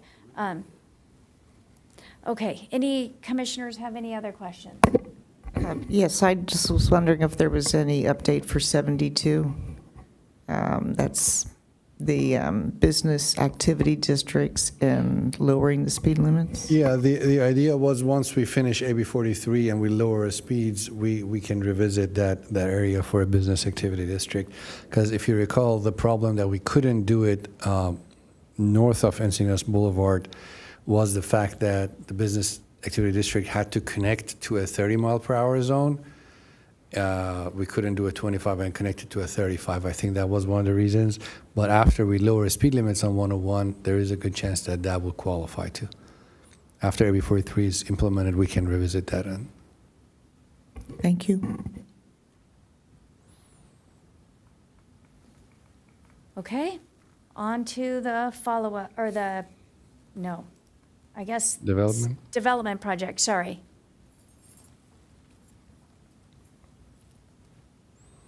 Any commissioners have questions on the development projects? Did I see the Sage Canyon one? You said since that, wouldn't that come off? I do know they started a new round of reviews, not reviews, but like proposing the project.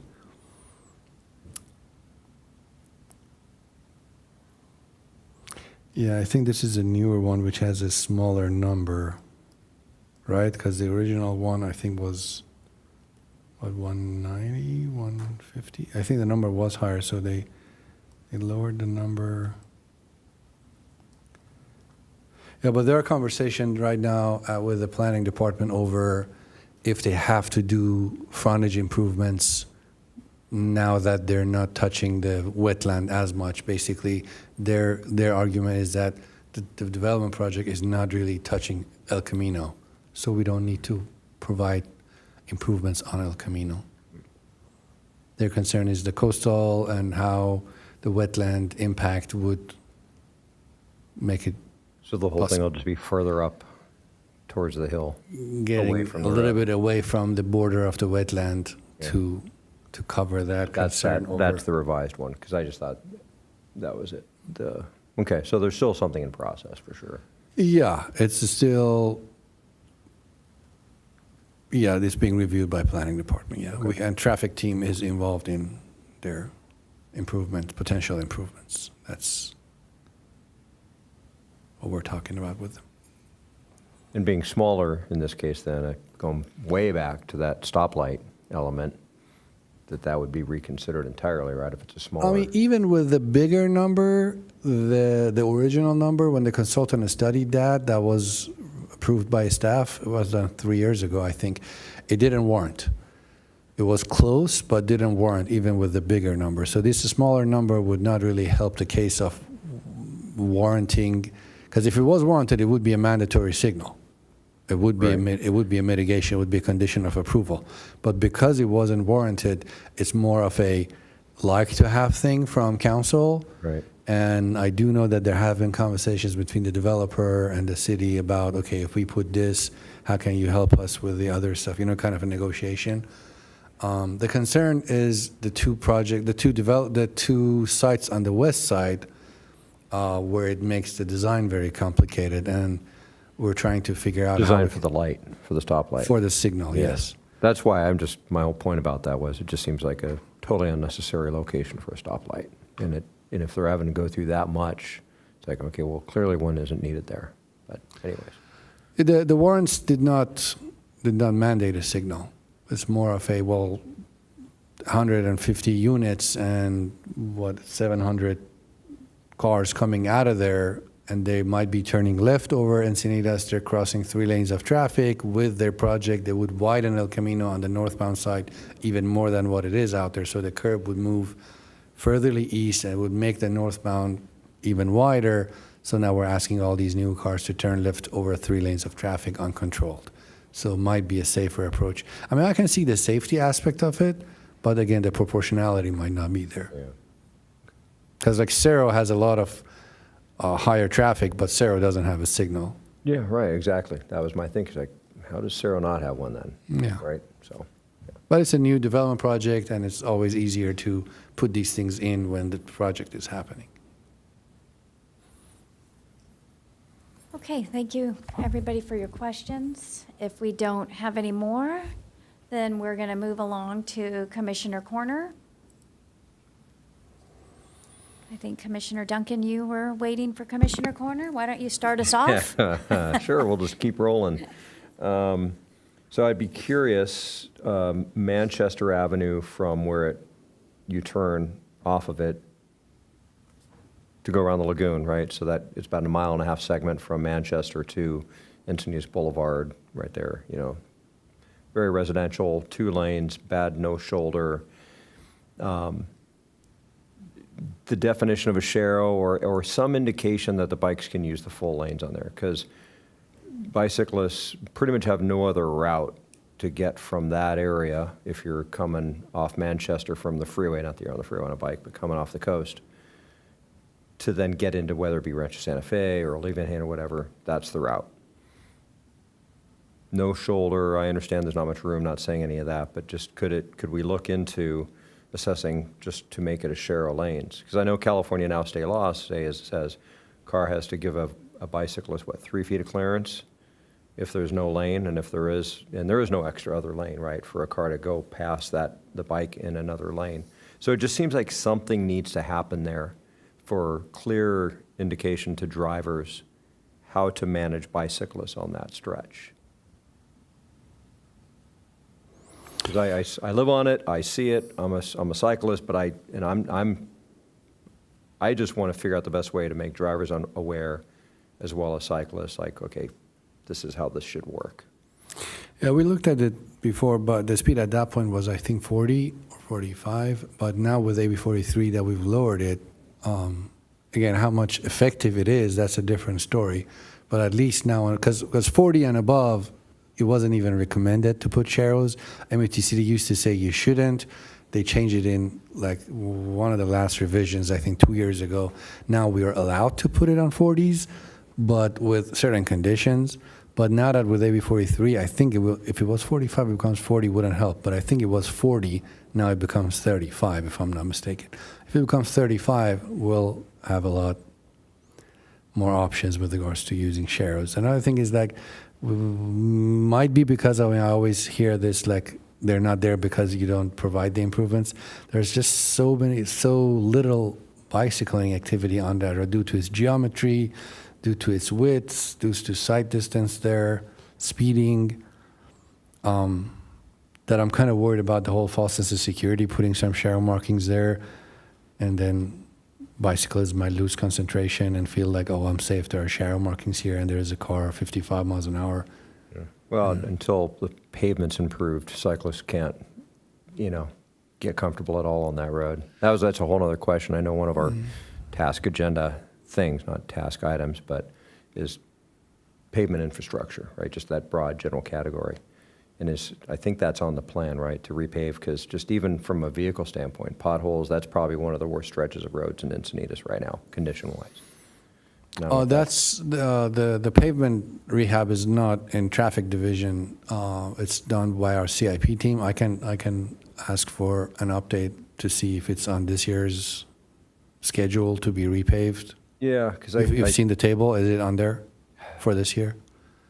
The table is available online. You can. Yeah, I thought it was. Okay. At least there's like Might a be. section, I right? don't know. They kind of divided up from like one, Sienna Canyon to Traver Ranch or something. I don't know, and I'd have to check, but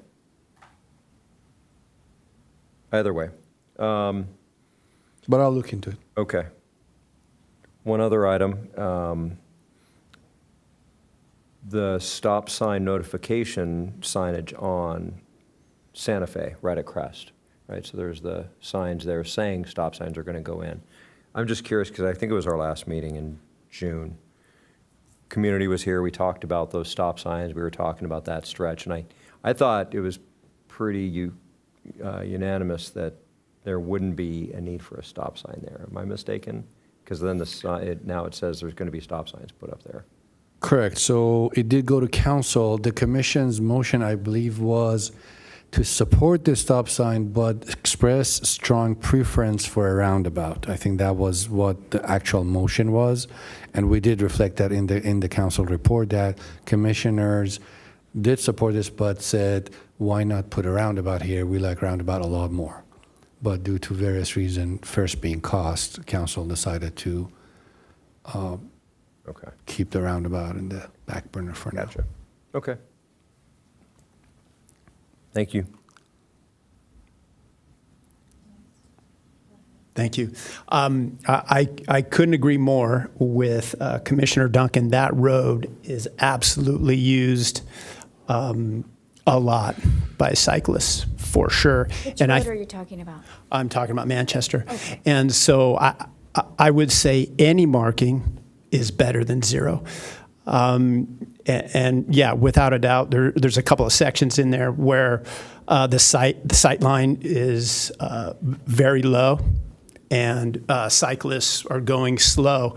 And I think a marking, definitely on either side of the hill, but yeah, some marking is better than none. And I didn't realize that you have a better chance to put a Shero in as under 40. But if that's the case, I definitely agree with Commissioner Duncan on that for sure.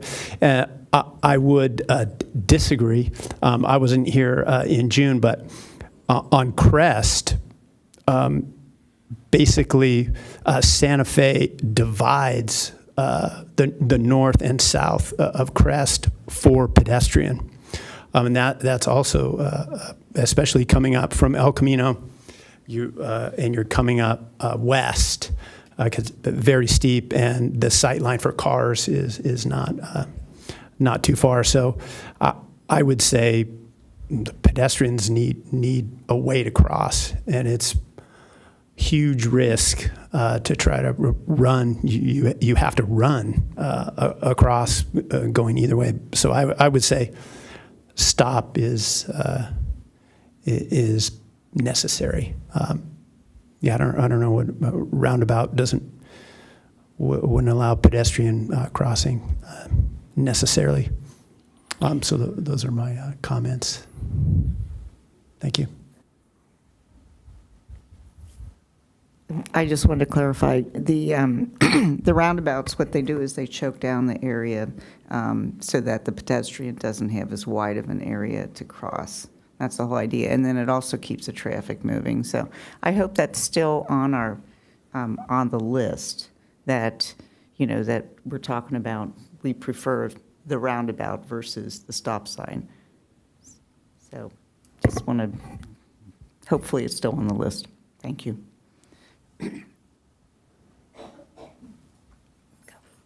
Yeah, I have one on basically the lower lying areas of Lucadia Boulevard. So finally, after like so many years, I biffed it so hard in July, flying off my bike at Andrew and Vulcan, because it's like 6 a.m. in the morning, and there's always sand and rock, like at these intersections. I'm sure you see it running and walking, and like I flew off my bike.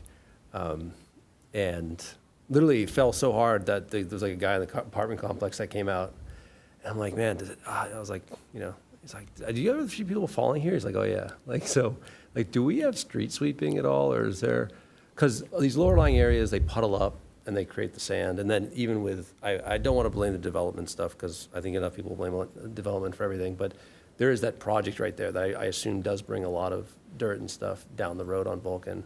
But every one of these corners is really just full of like small gravel and sand.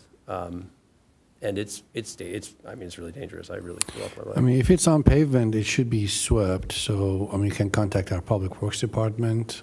But they don't usually sweep, right? Like, there's that one street. There's a street sweeper.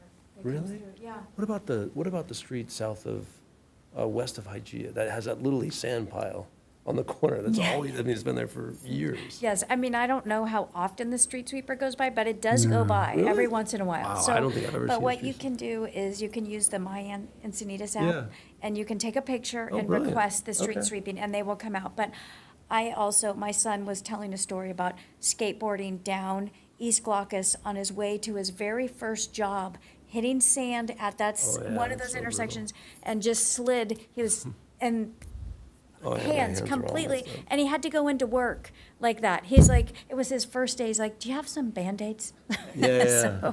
So it is an issue, and I think Abe also brought it up tonight as to why it would be important along Vulcan to have concrete, not, Yeah, there's a lot of buildup. because right now our path is just dirt, Yeah. right, that washes into the road. So, okay.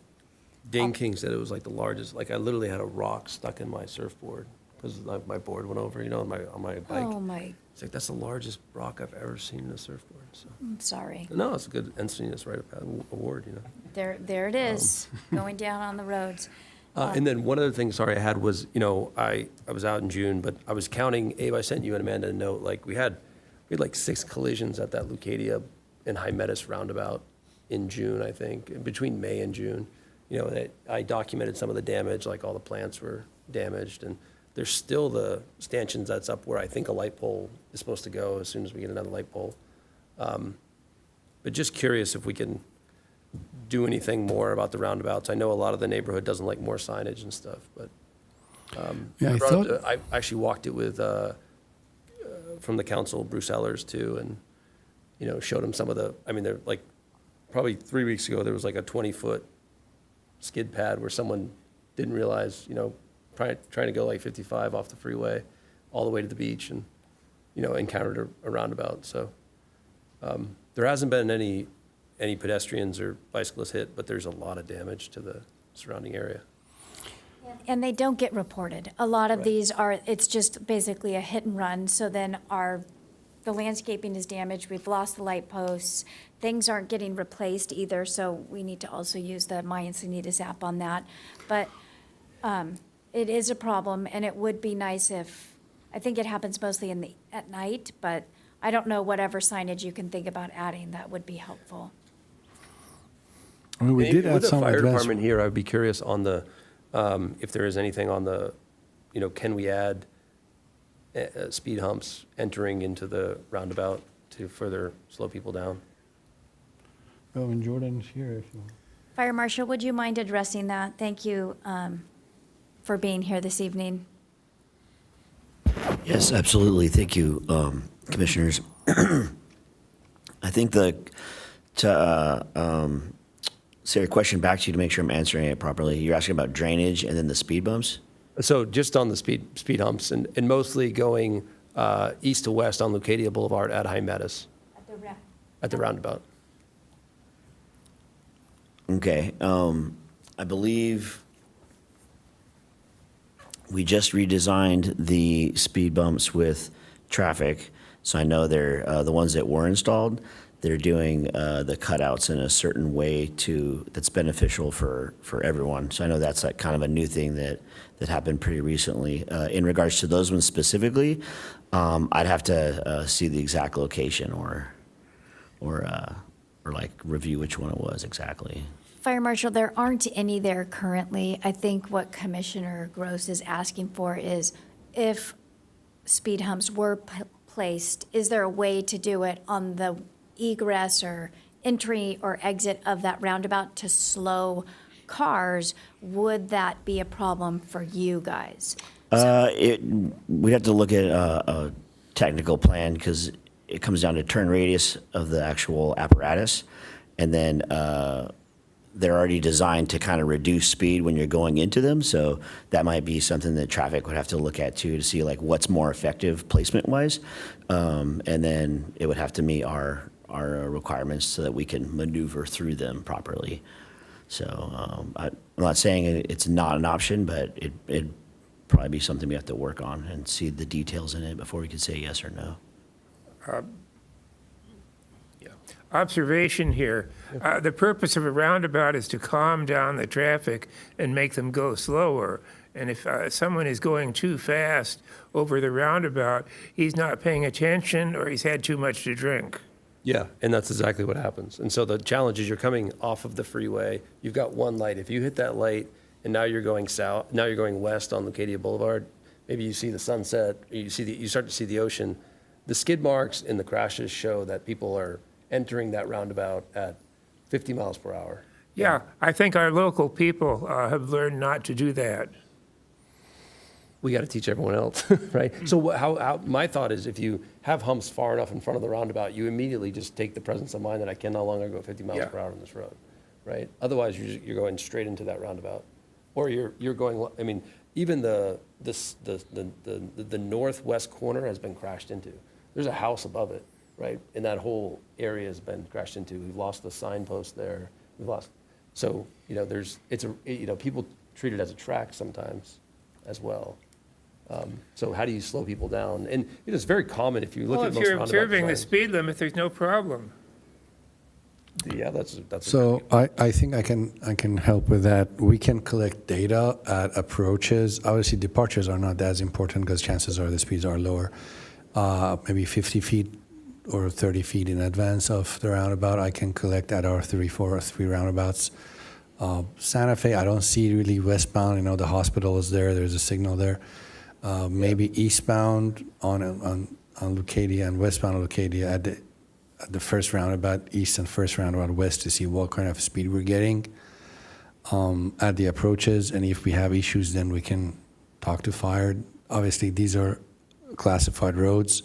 Our speed cushion program doesn't apply unless council votes for it. Yep. So it could be, again, another work plan item that commission reviews it. The staff provides data, commission provides a suggestion, and council can look at it. But first, Has that one been reduced already? What was that? On that street, is that speed been reduced already? The speeds were all being reduced, yeah. I mean, But it's signed and like all the stuff's up and everything. if not, it will happen like this week or, yeah. Yeah, well, we can, again, 2 weeks after, 3 weeks after implementation, a month after implementation, we check the actual approach, the speed of vehicles for 2 days, and then we'll see what kind of numbers we're getting. I mean, those outliers will always exist. We cannot, Of course. but if it's a considerable number, if we see 15% of vehicles going over 40 entering the roundabout, then we have an issue. Cool. Okay, I think usually our procedure too has been to ask to get things moved to the follow-up log. So is that something we need to do for both Manchester?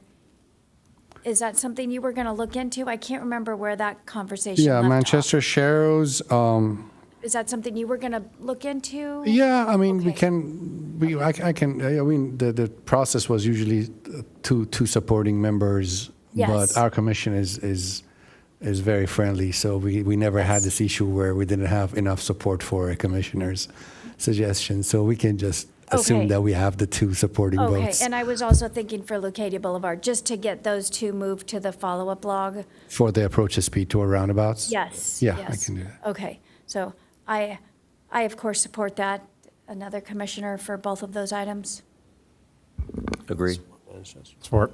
Support, okay, we have plenty of support for that, okay, And that great. actually just triggered my memory for another one, Abe, and I'm sorry, but I mentioned, I think, the last meeting again, but those white barriers on, I guess I'm on my Manchester mantra now, too. Manchester on the opposite side at the stop sign where you have to turn right to stay on Manchester, going through Cardiff, right there, because of the coast or the cliff runoff, there's those concrete white barriers right on the side of the road. I don't know if that would be an idea, because you were going to look into it. I'm just curious how long it's going to take to get those removed, or is there a plan for that? I did look into it. Unfortunately, nobody in this, our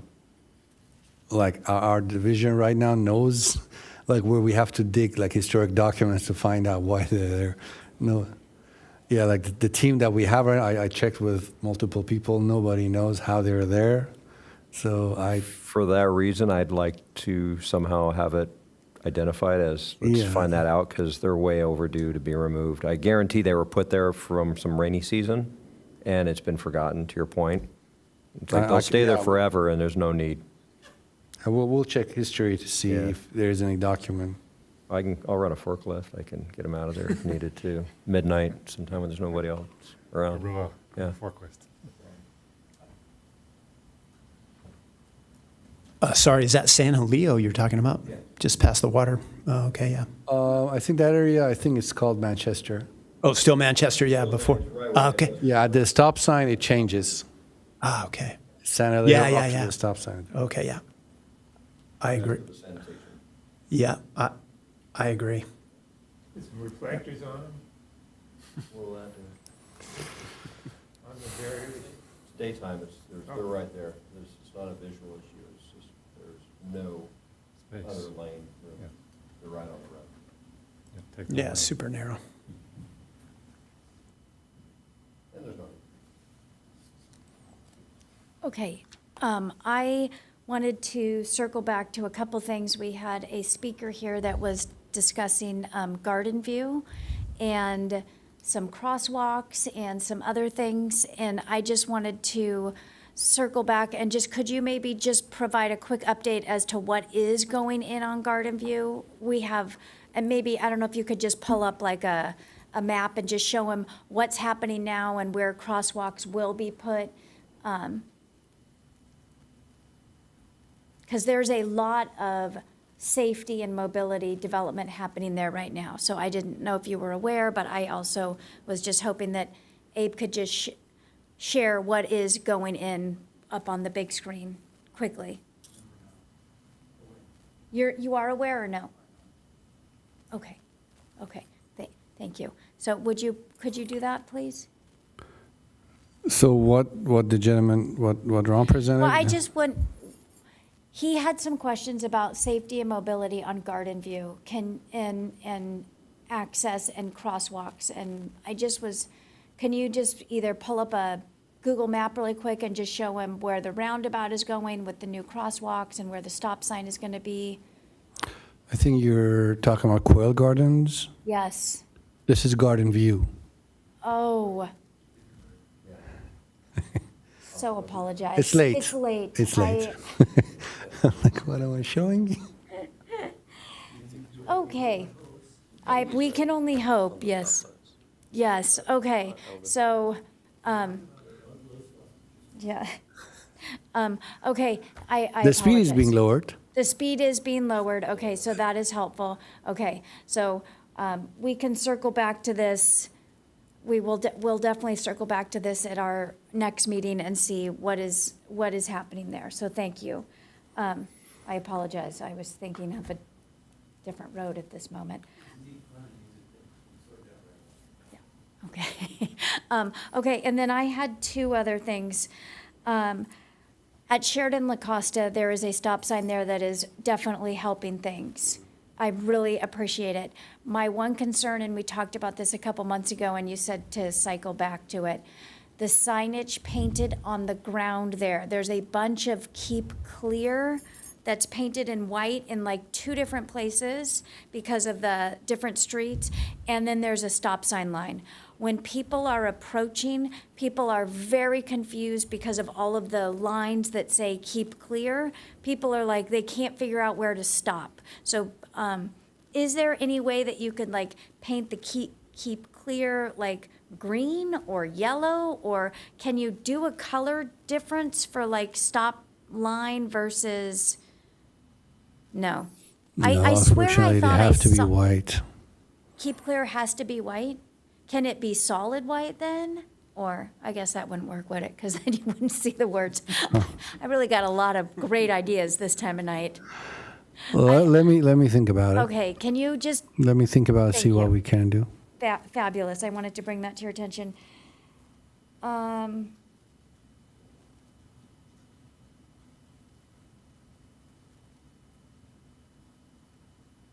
think that was it. I have all these notes here, but I think they don't pertain because it was about Quail Gardens, so All right. never mind. I'm done then. Thank goodness. All right, any other commissioners? Okay. Then I move, may I please have a motion to adjourn the meeting? Yes. Yes, do I have a second? Second. I move to adjourn. Motion is approved. Oh.